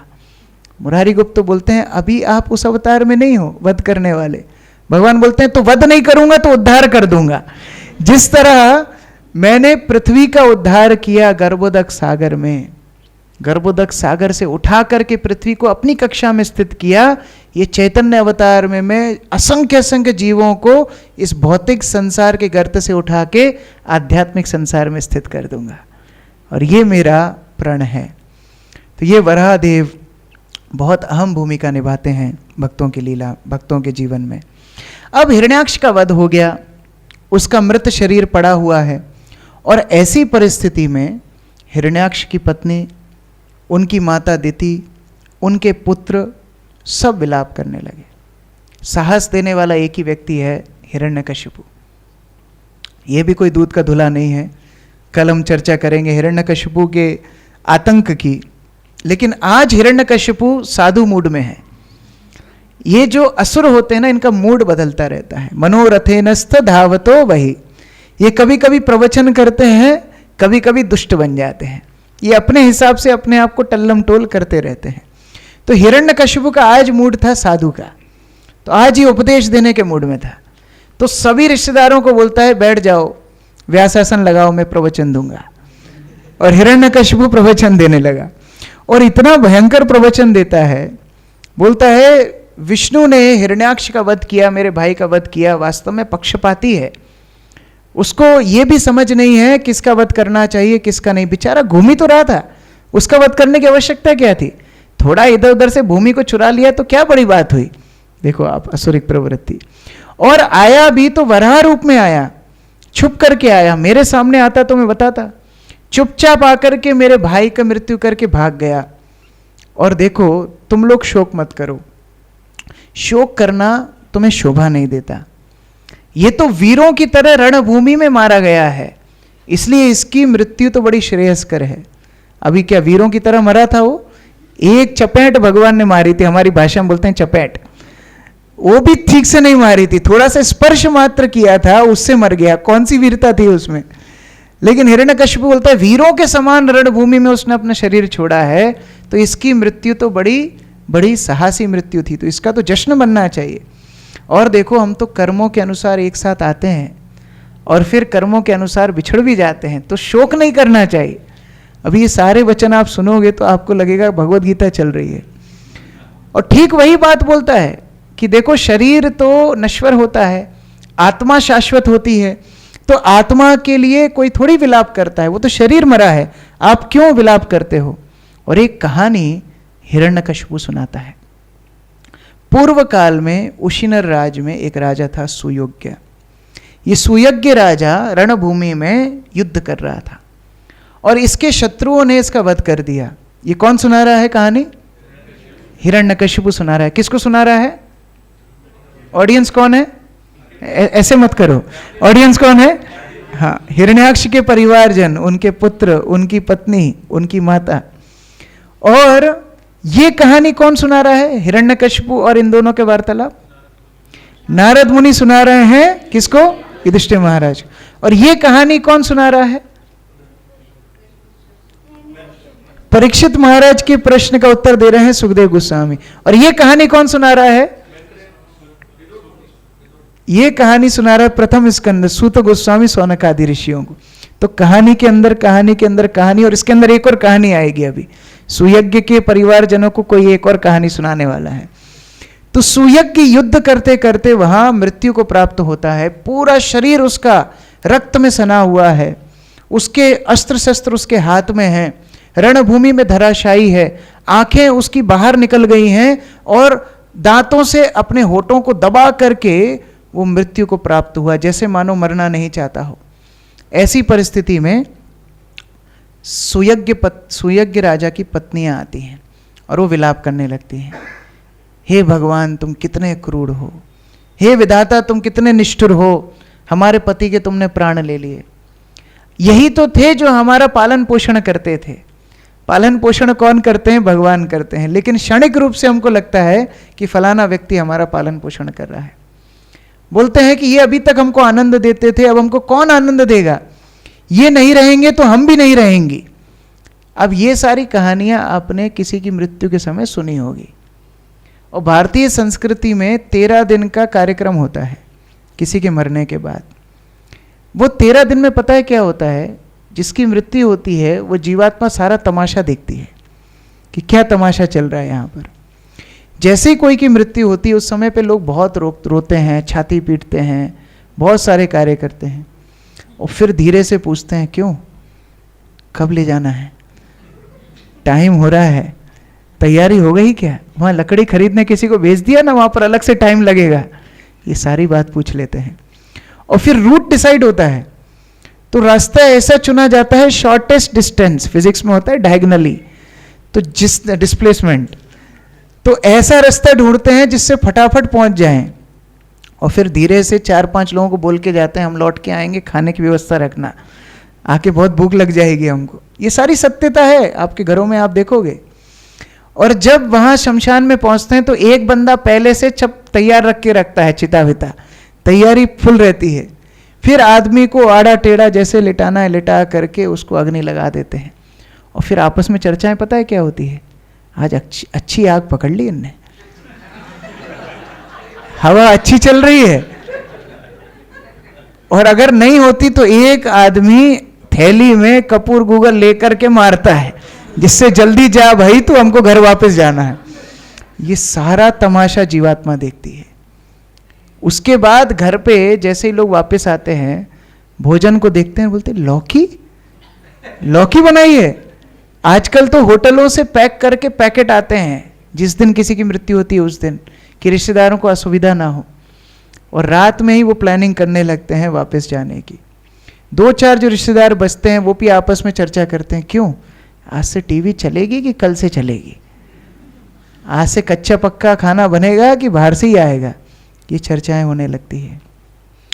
दूसरे तीसरे दिन से वसीयतनामा की चर्चा होती है, प्रॉपर्टी ट्रांसफर के कागजों का कार्य शुरू हो जाता है। हरिद्वार अस्थि बहाने कौन जाएगा? घर में जो सबसे नाकारा बच्चा होता है उसको बोलते हैं तू ले जा और तू बहाया, उसके साथ भेज देते हैं जो सबसे बूढ़ा और फोकट व्यक्ति है वो, तुम दोनों जाओ और किसी के पास टाइम नहीं है। ये सारी सत्यता 13 दिन जीवात्मा देखता है और फिर उसको विरक्ति होती है, भाई ये छोड़ो, दूसरे शरीर में जाओ। तो यद्यपि यहां स्त्रियां विलाप कर रही हैं, लेकिन ये विलाप भी झूठा है, क्योंकि कुछ दिन बाद ये शमशान वैराग्य उड़ जाता है। वास्तव में अब समय आ रहा था दाह संस्कार का, लेकिन ये पत्नियां जाने नहीं दे रही थी। तब यमराज एक छोटे बालक के रूप में आते हैं और यमराज आकर के जोर जोर से हंसने लगते हैं, छोटे बालक के रूप। तो ये स्त्रियां देखती हैं, अरे हम विलाप कर रहे हैं, रो रहे हैं, और ये बालक हंस रहा है, क्यों हंसता है? तो ये स्त्रियों को देख करके वो बालक बोलता है, मैं तो सोचता था लोग जब बड़े हो जाते हैं तो समझदार हो जाते हैं, लेकिन मुझे समझ में ये आया जितने बड़े होते हैं उतने ही मूर्ख होते हैं। आप इतने बड़े बड़े लोग हो, इतनी आपने जिंदगी देखी है, इतने लोगों को मरते हुए देखा होगा, फिर भी आप सोचते हो आपके घर में मृत्यु नहीं होगी। हर व्यक्ति की मृत्यु होगी। इतना तो ज्ञान मुझे भी है। और अभी अभी आप बोल रहे थे कि आपकी ये सुरक्षा करते थे। वास्तविक सुरक्षा भगवान के अलावा और कौन कर सकता है? हम वन में भटकने वाले बालक हैं, यमराज छोटे बालक के रूप में बोल रहे हैं। हम वन में भटकने वाले बालक हैं, हमारे माता पिता ने हमको छोड़ दिया, कोई हमारा रक्षक नहीं है, फिर भी हिंसक पशुओं से हमारी रक्षा कौन कर रहा है? वही पूर्ण पुरुषोत्तम भगवान कर रहे हैं। अगर भगवान सुरक्षा ना करें तो व्यक्ति की सुरक्षा करने का सामर्थ्य किसी के अंदर नहीं है। बड़ा सुंदर उदाहरण यमराज देते हैं। वो बोलते हैं कई बार किसी व्यक्ति का धन सड़क पर गिर जाता है, 2 घंटे बाद भी आता है तो वहीं की वहीं मिलता है। बचाने वाला कौन है? भगवान। और कभी कभी 5 तालों में बंद करके व्यक्ति धन को रखता है, वहां से भी चोर चोरी करके ले जाते हैं। एक क्षण में गायब हो जाता है, व्यक्ति को पता नहीं लगता।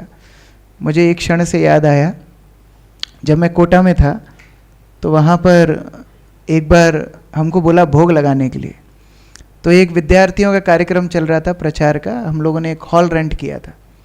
तो वहाँ पर प्रसाद के नाम पर कुछ पेड़े ही थे और वो पेड़ों का भोग लगाने की जिम्मेदारी मुझे दी गई। तो मैंने सोचा भोग तो लगाएं, लेकिन भगवान कहाँ हैं? तो उस समय मेरे पिताजी ने नया फ़ोन दिलाया था, सैमसंग गैलेक्सी। तो मैंने फ़ोन में भगवान का चित्र लगाया, फ़ोन को सामने रखा, पेड़े का डब्बा फ़ोन के सामने रखा और आंखें बंद करके मैं मंत्र पढ़ने लगा। जैसे ही मैंने आंखें खोली, पेड़ा वहाँ था, फ़ोन गायब था। वो विद्यार्थियों में से कोई एक पेड़ा की जगह फ़ोन को ही गायब कर गया प्रसाद मान के। वो सैमसंग गैलेक्सी में लुप्त हो गया। तो एक क्षण में कैसे वस्तु गायब, आंखों के सामने, आपके सामने 1 फीट दूर से गायब हो जाएगी, आपको पता नहीं लगेगा, अगर भगवान सुरक्षा ना करे। एक व्यक्ति बड़ा डरता था कि अरे मेरी मृत्यु हो जाएगी, मेरी मृत्यु हो जाएगी, बड़ा डरता था।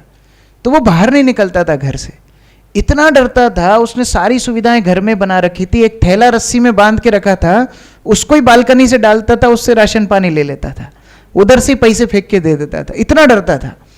एक दिन बिस्तर पे लेटा हुआ था, डरता डरता कपकपा रहा था और कंपन से बिस्तर के ऊपर लगी फोटो फ्रेम उसके सिर पे गिरी और वहीं मृत्यु हो गई उसकी।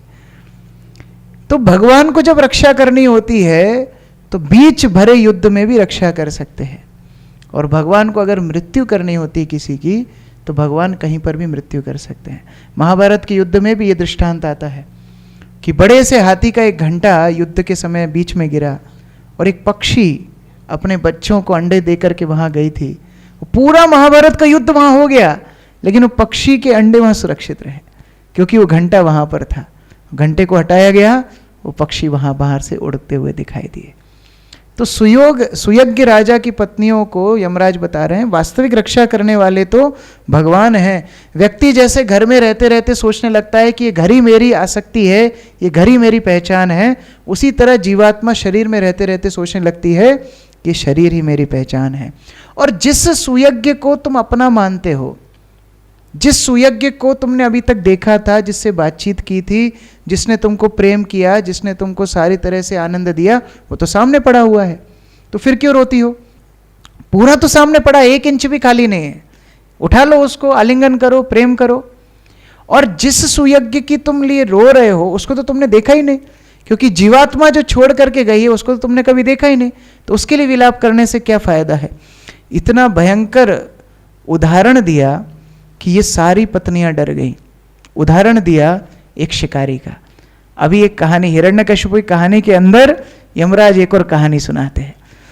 बोलते हैं कि एक बार एक शिकारी था और वो शिकारी बहुत सुंदर सुंदर दाने बिछा करके जाल बिछाता है कुछ पक्षियों को पकड़ने के लिए। उस समय पर वहां पर एक कुलिंग पक्षी आती है और वैसे दोनों थे, पति पत्नी, मादा पुरुष दोनों थे, लेकिन मादा कुलिंग पक्षी उस दाने के प्रति आकृष्ट हो जाती है। अच्छे शास्त्र में ऐसे उदाहरण बहुत कम मिलते हैं जहाँ पुरुष आकृष्ट हुए हों कोई खाने पीने के आइटम से। वहां सीता माता हिरण से आसक्त हुई, वहां पूरी रामायण हो गई। यहां पर ये कुलिंग पक्षी, मादा पक्षी दाने से आकृष्ट हुई और आकृष्ट होते होते उस जाल में फंस गई। शिकारी प्रतीक्षा करता रहा, गया नहीं। अब जो पुरुष पक्षी था वो फंसा नहीं था, लेकिन वो वहां बैठ के विलाप करने लगा, अरे मेरी पत्नी यहां फंस गई, अब मेरे बच्चों का ध्यान कौन रखेगा, मेरे परिवार का ध्यान कौन रखेगा, किस तरह मुझे जीवन में आनंद मिलेगा। और ये विलाप करते करते वो भी जाके फंस गया। तो यमराज सुयज्ञ के परिवार को बताते हैं कि जो गया उसके लिए विलाप करने से फायदा नहीं, अगला नंबर आपका है। जब किसी की जेब कतरा कोई जेब काट के जाता है तो हर व्यक्ति अपनी जेब देखता है कि अगला नंबर मेरा है, क्या मैं तैयार हूं मृत्यु के लिए, ये विचार करना चाहिए। इसीलिए जब वृंदावन में कोई शरीर छोड़ता है और उसके शरीर छोड़ने के बाद अगर कोई रोता है तो वहां के संत बोलते हैं तुम रो रहे हो अच्छी बात है, इसके लिए मत रो जिसने वृंदावन में शरीर छोड़ा, ये तो गया भगवत धाम, अपने लिए रो कि तुम पीछे छूट गए, अभी तुम्हारा उद्धार तुम कैसे करोगे, ये सोचो। तो ये सुयज्ञ की पत्नियों को इतना सुंदर उपदेश दिया कि उनने तुरंत बोला ले जाओ जलाओ इसको, खत्म करो कहानी, हम भगवत भक्ति में लगेंगे। और ये सुन के हिरण्यकश्यप का प्रवचन भी सफल हुआ। दिति, हिरण्याक्ष की पत्नी, बच्चे इत्यादि सब अपनी आसक्ति से मुक्त हुए। हिरण्याक्ष का तो अंतिम संस्कार हो ही चुका था, ये सब भी वैराग्य को प्राप्त हुए। तो इस तरह ये पूरा प्रवचन हिरण्यकश्यप ने दिया। लेकिन कैसे प्रवचन देना आसान है और कार्य करना कठिन है, हिरण्यकश्यप उसका जीता जागता उदाहरण है। तो कल हम देखेंगे, यद्यपि इतना सुंदर प्रवचन, अच्छा लगा कि नहीं हिरण्यकश्यप का प्रवचन, कितना बढ़िया बढ़िया उदाहरण दिया उसने, मजेदार। तो हिरण्यकश्यप ने यद्यपि प्रवचन बहुत अच्छा दिया, लेकिन अपने जीवन में 1% भी उसका साक्षात्कार नहीं है। इसलिए हम भगवत गीता के श्लोक याद करते हैं, हिरण्यकश्यप वाचा याद नहीं करते हैं, क्योंकि उसका प्रभाव भी क्या होगा। तो कल हम लोग जब मिलेंगे हिरण्यकश्यप की स्थिति को देखेंगे कि प्रवचन तो बहुत अच्छा किया, लेकिन उसके बाद क्या कार्य किया, ये महत्वपूर्ण है। भगवान विष्णु से विद्वेष, उनसे प्रतिशोध लेने के लिए ब्रह्मा जी की उपासना, वरों का मांगना, और वर प्राप्त करने के बाद किस तरह से पूरे संसार में आतंक फैलाया हिरण्यकश्यप ने, ये सारी बातें कल चर्चा करेंगे। हरे कृष्णा। जय ग्रंथराज श्रीमद् भागवतम की जय, श्री नृसिंह प्रहलाद की जय, श्रील प्रभुपाद की जय, समवेत भक्त वृंद की जय, निताई गौर प्रेमानंदे। हरे हरे कृष्णा। माइक चालू है दूसरा?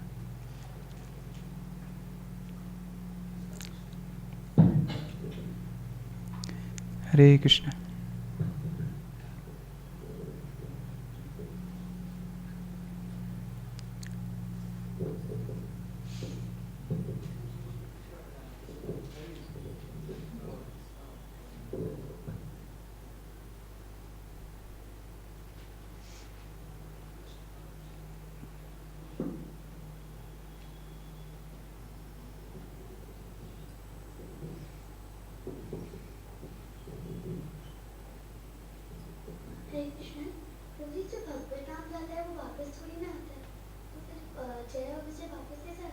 Very nice question.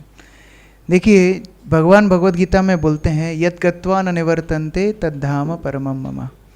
जो भगवत धाम एक बार जाएगा वो वापस नहीं आएगा, अपनी इच्छा से नहीं आएगा, लेकिन जब भगवान इच्छा करेंगे तब वो आ जाएगा।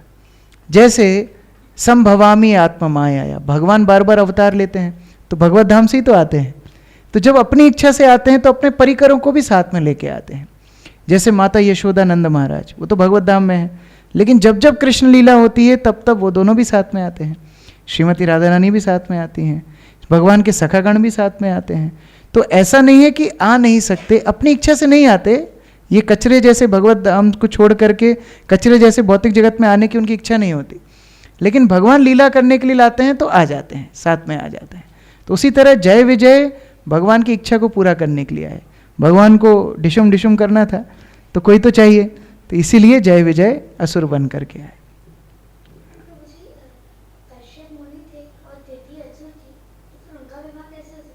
दिति असुरी नहीं थी, दिति को असुर पुत्र प्राप्त हुए, क्योंकि जो हमने बताया अधर्म के तरीके से उन्होंने संग किया, इसलिए असुर बच्चे पैदा हुए। तो जो अच्छे माता पिता होते हैं उनके घर में अच्छे बच्चे होते हैं, जो बुरे माता पिता होते हैं उनके घर में बुरे बच्चे होते हैं, उस तरह। तो दोनों बुरे नहीं थे, लेकिन एक गलती उनसे हो गई थी जिस कारण से असुर बच्चे उनको प्राप्त हुए।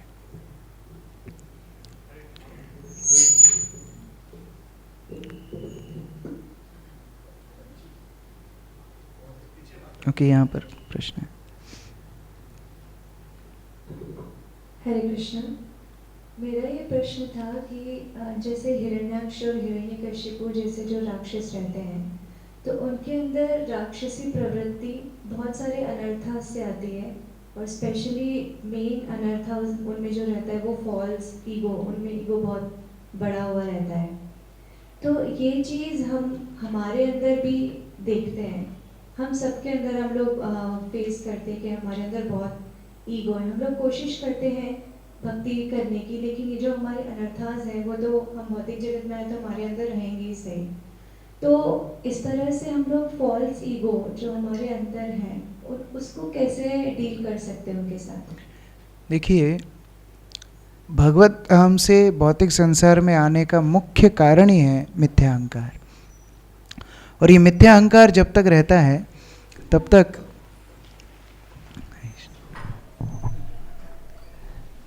जब तक ये मिथ्या अहंकार रहता है तब तक हम ये भौतिक संसार में ही फंसे रहते हैं। और इसी के लिए भक्ति की ये क्रिया बनाई गई है।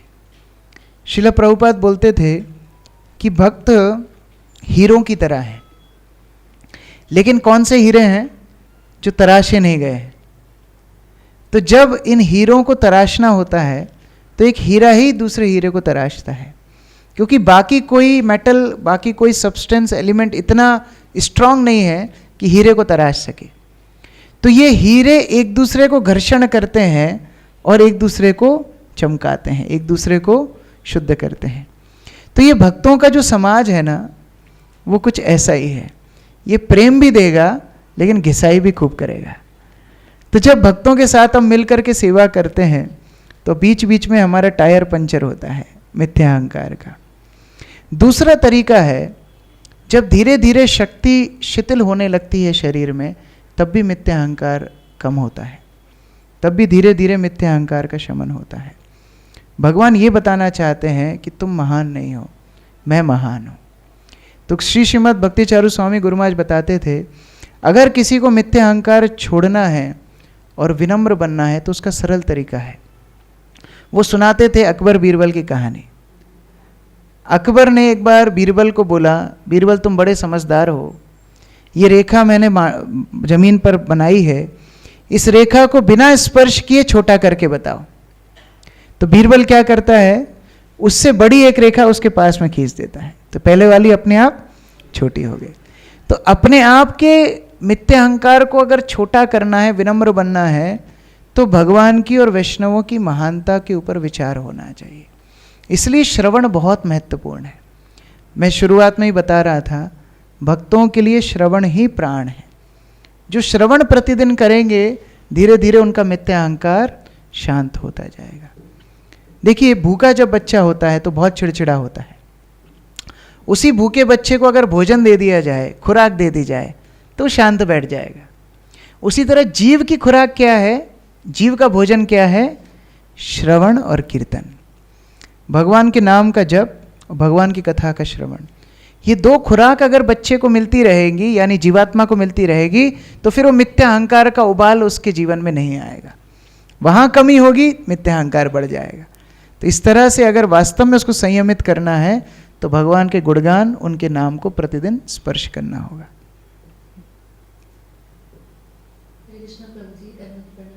हमने भी जैसे कथा में देखा कि जो भोग की वासना है वो मतलब इतनी बढ़ गई कि उन्हें भूमंडल तक को नहीं छोड़ा। तो इस भोग वासना से मतलब कैसे बच सकते हैं? भोग वासना से मुक्त होना है तो कृष्ण के कर्मों में काम को अर्पित करना है। हमारी भी वासनाएं हो, लेकिन प्रहलाद जैसी हो। अभी वही आगे का विषय वस्तु भी है कि प्रहलाद की भी वासनाएं थी कि मैं कृष्ण को सेवा करूं, हर परिस्थिति में कृष्ण को प्रसन्न करूं। तो काम इच्छाओं को शुद्ध करने का तरीका क्या है? कृष्ण के कर्मों के लिए अपनी वासनाओं को लगा देना। तो पूरे भूमंडल को हम कब्जा कर लेंगे, लेकिन किसके लिए? शिला प्रभुपाद के लिए। तो हम भी हिरण्याक्ष बनेंगे, लेकिन खुद के लिए नहीं, कृष्ण के लिए। प्रभुपाद अपने एक भजन में लिखते हैं कि इतना प्रचार होगा कि एक समय पर जब वोटिंग होगी तो राष्ट्रपति, प्रधानमंत्री वैष्णव चुने जाएंगे, और उस समय पर वैष्णव साम्राज्य इस भूमि पर स्थापित होगा। तो हम भी हिरण्यकशिपु, हिरण्याक्ष जैसे कब्जा करेंगे, लेकिन भगवान के लिए, नकारात्मक रूप से, प्रतिकूल रूप से नहीं, अनुकूल रूप से। तो भक्त सब कुछ प्राप्त कर सकता है भगवान के लिए, और इसीलिए काम वासनाओं की शुद्धि होती है जब कर्मों को भगवान के लिए अर्पित किया जाए। तो इसलिए हम जब इस्कॉन में आते हैं तो कौन सी वस्तु हमारी रुकती है? गुरु महाराज बताते थे 4 ऐसी चीज़ें रुकती हैं जो वैसे भी हमारे लिए हानिकारक है।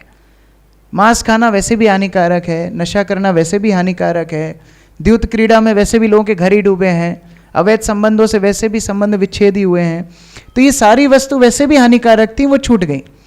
अब जो सकारात्मक चीज़ें हैं वो तो बड़ी ही हैं।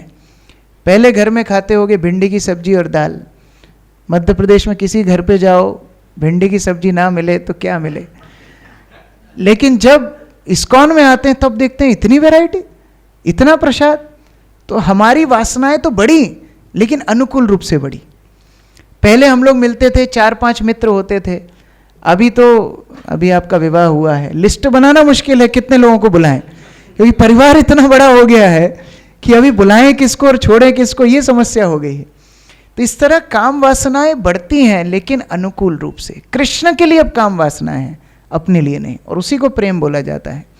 आत्मेंद्रिय प्रीतिवांछा तारे बोली काम, कृष्णेंद्रिय प्रीतिवांछा धरे प्रेम नाम। तो जब वही वासनाएं कृष्ण को प्रसन्न करने के लिए लगती हैं, प्रेम है, और स्वयं को प्रसन्न करने के लिए काम है। और कोई? चंद्रशेखर प्रभु, माइक कहाँ है? माइक दे दो। अच्छा ठीक है। जैसा कि आपने कहा कि कभी भी प्रचार करने के लिए संकोच नहीं करना चाहिए, तो जब भी ट्राई करते हैं प्रभु जी, तो लोग पहली बार मतलब बोल देते हैं हम दर्शन करके आते हैं, फिर आते हैं प्रभु जी प्लीज़, माता जी प्लीज़, तो हम बोलते हैं हम अभी प्रसाद लेकर आते हैं, फिर वापस आते हैं तो हम उनसे पूछते हैं प्रभु जी आप प्लीज़ एक बार देख लीजिए, माता जी आप प्लीज़ एक बार देख लीजिए, तो बोलते अरे नहीं चाहिए। तो प्रभु जी थोड़ा सा शेमफुल फील होता है, तो उसे कैसे? देखिए, ये प्रचार जो है वो कई पीढ़ियों की मेहनत होती है। एकदम से व्यक्ति भक्ति में नहीं आता है।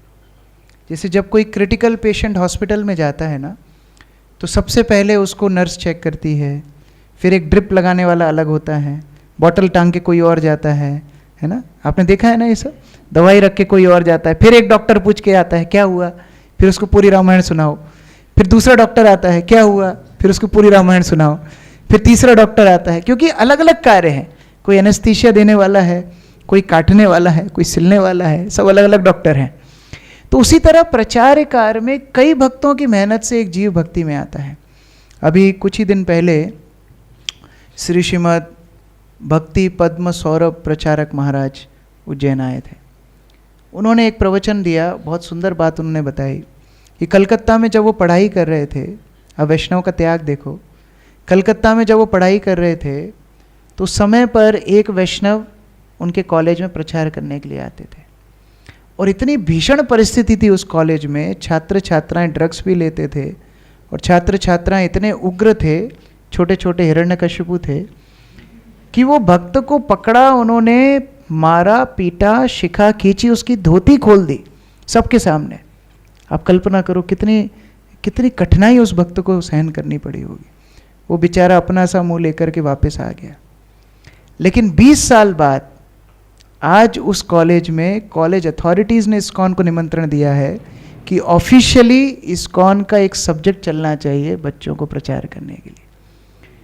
तो ये 20 साल के प्रयास की सफलता आज मिली है। तो उस भक्त का उस दिन का त्याग खाली नहीं गया, वो आज जाके सफल हुआ है।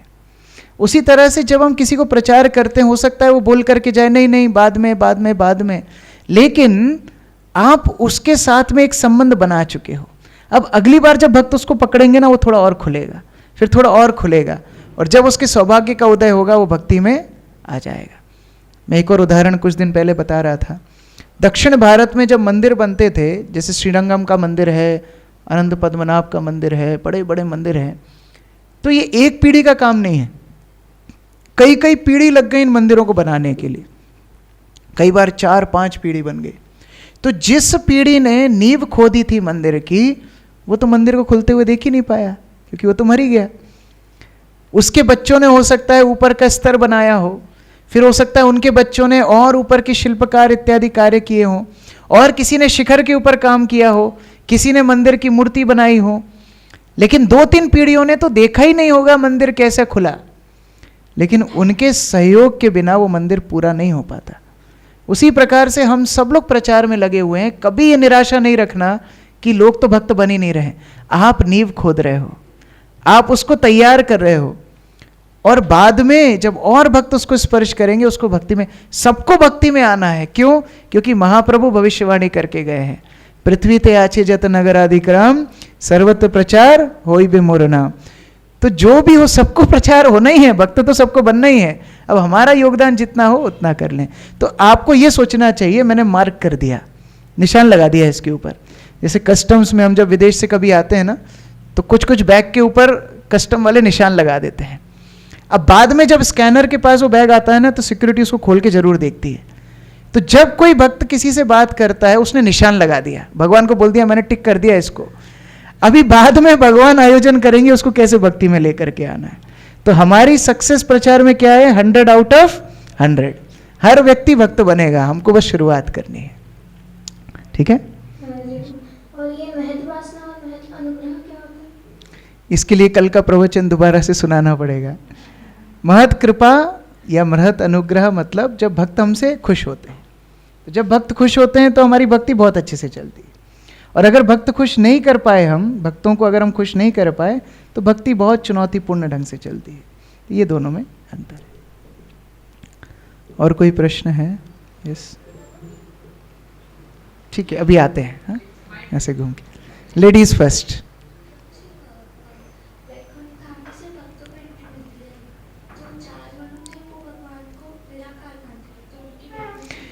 देखिए, ये भी भगवान का आयोजन था। भगवान उनके द्वारा ये सिखाना चाहते थे कि कैसे निराकारवादी भी मेरे भक्त बन सकते हैं। लेकिन शास्त्र में एक भी उदाहरण ऐसा नहीं है कि साकारवादी निराकारवादी बन गया हो। तो ये उदाहरण प्रस्तुत करने के लिए भगवान ने उनको बुलाया। वास्तव में वो भगवान के भक्ति हैं। चतुष कुमार भक्ति नहीं है, भगवान के अवतार हैं, शक्तावेश अवतार हैं। लेकिन भगवान ने उनके उदाहरण से हमको सिखाया कि देखो, निराकारवादी भी मेरे संग में साकार बन जाते हैं। उस तरह यहाँ पर प्रश्न। हरे कृष्ण। प्रभु जी, आपने जैसे बताया था कि जब कुछ ब्रह्मा जी जब भी किसी जीव को देते थे, उत्पत्ति करते थे, तो वो या तो ब्रह्मचारी बन जाते थे या वैरागी हो जाते थे। फिर उन्होंने कपल को जन्म दिया। तो प्रभु जी, लेकिन ये कपल तो वैसे देखा जाए तो भाई बहन हुए वैसे। ये विचार देवताओं में नहीं होता। ये विचार हमारे जहाँ माता पिता की संगति से बच्चों की उत्पत्ति होती है, वहाँ पर होता है। ब्रह्मा जी को कोई स्त्री की आवश्यकता नहीं पड़ी मनुष्य शत्रुपा को जन्म देने की, मानस से जन्म दिया। तो मानस से ऐसा ही सॉफ्टवेयर में टाइप किया था, जैसे चैट जीपीटी में डालते हैं ना हम कि ड्राफ्ट लाइक दिस, तो वो मानस में डाला ही ऐसा सॉफ्टवेयर था कि बहन भाई नहीं चाहिए, पति पत्नी चाहिए। तो वैसे ही प्रोडक्ट बाहर निकला। ठीक है?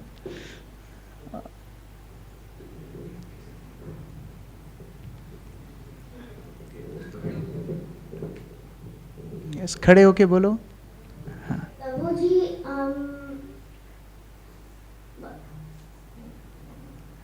कृष्णा को तुलसी प्रिय क्यों है?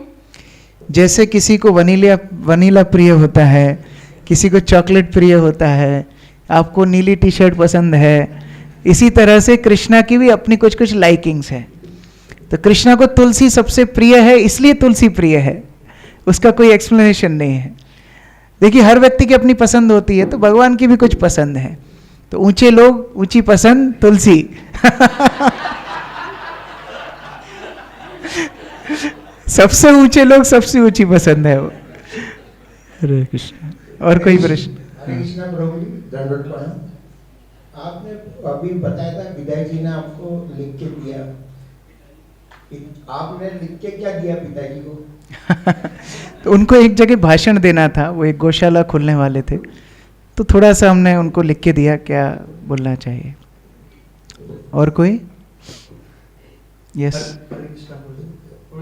माता जी से कनेक्टेड प्रश्न था कि जैसे मैं ना अभी बच्चों को बताना शुरू किया तो मैं भी कथा सुन रहा था, तो मैं ये सोच रहा था कि हिरण्यकशिपु जैसे तो मतलब एक्चुअली हम भी हैं, वो भी प्रवचन सुनाते हैं हम भी, और उस तरह से हम फॉलो भी नहीं कर रहे हैं, तो मतलब हमको अंदर से वो होता है कि हाँ, ये विषय वस्तु कल चर्चा हम लोग करेंगे कि किस तरह दोनों उदाहरण भागवत में मिलते हैं, जहाँ किसी ने परंपरागत संदेश को अपनाया भी बोला भी, और जहाँ किसी ने केवल दोहराया लेकिन अपनाया नहीं।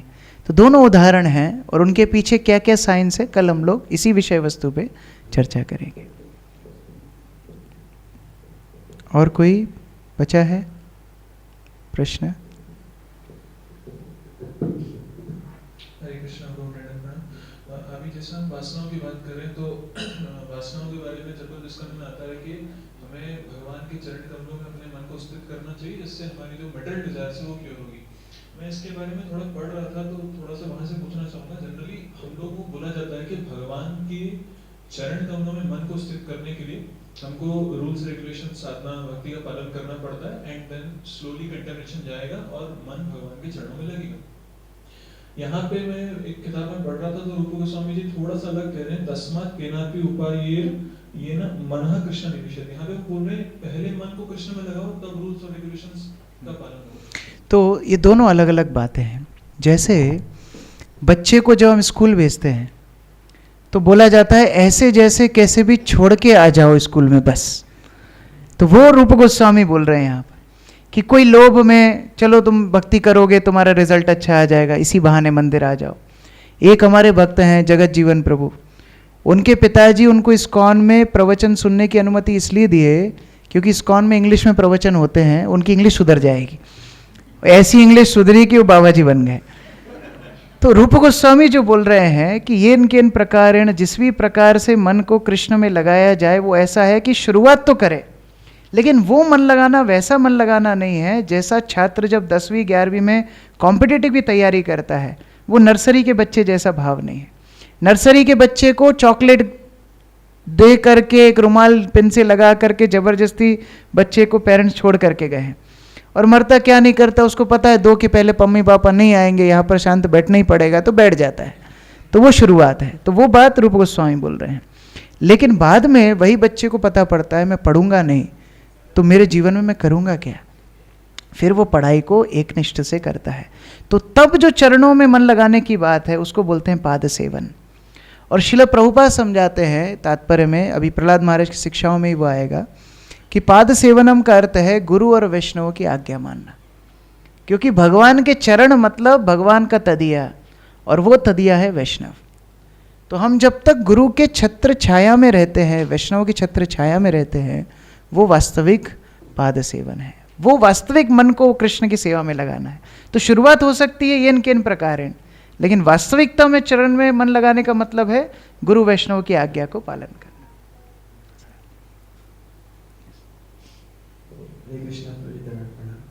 प्रभु जी, जैसे आपने लास्ट में बताया था कि हमें सोचना चाहिए कि हम मृत्यु के लिए तैयार है या नहीं। तो जैसे हम मतलब सोचते हैं कि जैसे मृत्यु तो निश्चित है, तो मृत्यु तो सभी की आनी है, तो पर जैसे भक्ति में हम उतना सीरियसली नहीं कर पाते कि मतलब मृत्यु अगर आ जाती है तो क्या हम प्रिपेयर है कि हमने इतनी सीरियस भक्ति करी है कि हम मतलब हमारे गोल को अचीव कर पाएंगे, भगवान के पास जा पाएंगे। तो वो उस सीरियसनेस को कैसे? श्री श्रीमद् राधानाथ स्वामी महाराज बोलते हैं भगवत धाम जाने के लिए पूर्ण रूप से शुद्ध होना अनिवार्य नहीं है। भगवत धाम जाने के लिए पूर्ण रूप से शरणागत होना अनिवार्य है। हो सकता है हमारे अंदर 100 अनर्थ हो, हमारे अंदर बहुत सारी समस्याएं हों, लेकिन अगर हम गुरु और वैष्णव के प्रति शरणागत है तो उनकी कृपा से हम भगवत धाम जा सकते हैं। वो एक क्षण में, अंतिम क्षण में हमको शुद्ध भक्त बना सकते हैं, लेकिन हमें बस गंभीरता से उनके निर्देश पालन करने के लिए प्रयास करना होगा। भक्त के अंदर सबसे महत्वपूर्ण अगर गुण है तो वह ऑनेस्टी, ईमानदारी। वो गुरु और कृष्ण के प्रति ईमानदार रहे, जो निर्देश उनको दिए गए उनका ईमानदारी से पालन करे बस। फिर उसके अनर्थ जितने भी हो वो गुरु संभाल लेंगे, वो कृष्ण संभाल लेंगे। कृष्ण बोले भी हैं, हम सर्व पापेभ्यो मोक्षयिष्यामि मा शुचः। डरने की बात ही नहीं है, लेकिन कंडीशन क्या है? कंडीशन है हम गंभीरता से प्रयास अपना पूरा करें। प्रयास पूरा होगा तो गुरु कृष्ण ले लेंगे। जैसे शिला प्रभुपाद की एक शिष्या मायापुर में है, तो उनको हिज ग्रेस जन निवास प्रभु ने प्रश्न पूछा। वो बोला, आप 50 साल से भक्ति कर रही हो, आपको लगता है आप भगवत धाम जाने के लिए तैयार हो? आपको लगता है भगवत धाम जाओगे? तो सामान्यतः अगर किसी भक्त को ये प्रश्न पूछा जाए तो वो थोड़ा शर्मा जाएगा, बोलेगा अरे कहाँ, हम तो कोई भक्ति नहीं कर रहे हैं। वो माता जी ने बोला बिल्कुल जाऊंगे, 100% जाऊंगे, कोई दो राय है ही नहीं। जननिवास बोले इतना विश्वास आपको कैसे है? बोले विश्वास मुझे अपने ऊपर नहीं है, विश्वास मुझे शिला प्रभुपाद के ऊपर है। उन्होंने जो निर्देश लिख के दिए मैंने शब्दशः अपने जीवन में प्रयास किया पालन करने के लिए। 16 माला का जप किया, 4 नियम पालन किया और प्रभुपाद की इस्कॉन केंद्र के भीतर ही पूरा जीवन रही। तो अब मेरे अंदर अनर्थ भी होंगे तो प्रभुपाद उसका शोधन करके ले जाएंगे भगवत धाम। तो ये विश्वास मुझे प्रभुपाद के चरणों में है। तो उस तरह से गंभीरता भक्त के लिए आवश्यक है, भले ही शुद्ध वो कम हो, भगवान और गुरु उसका ध्यान रख लेंगे। हरे कृष्णा। जगत गुरु श्रील प्रभुपाद की जय, समवेत भक्त वृंद की जय, निताई गौर प्रेमानंदे। हरि बोल। हरि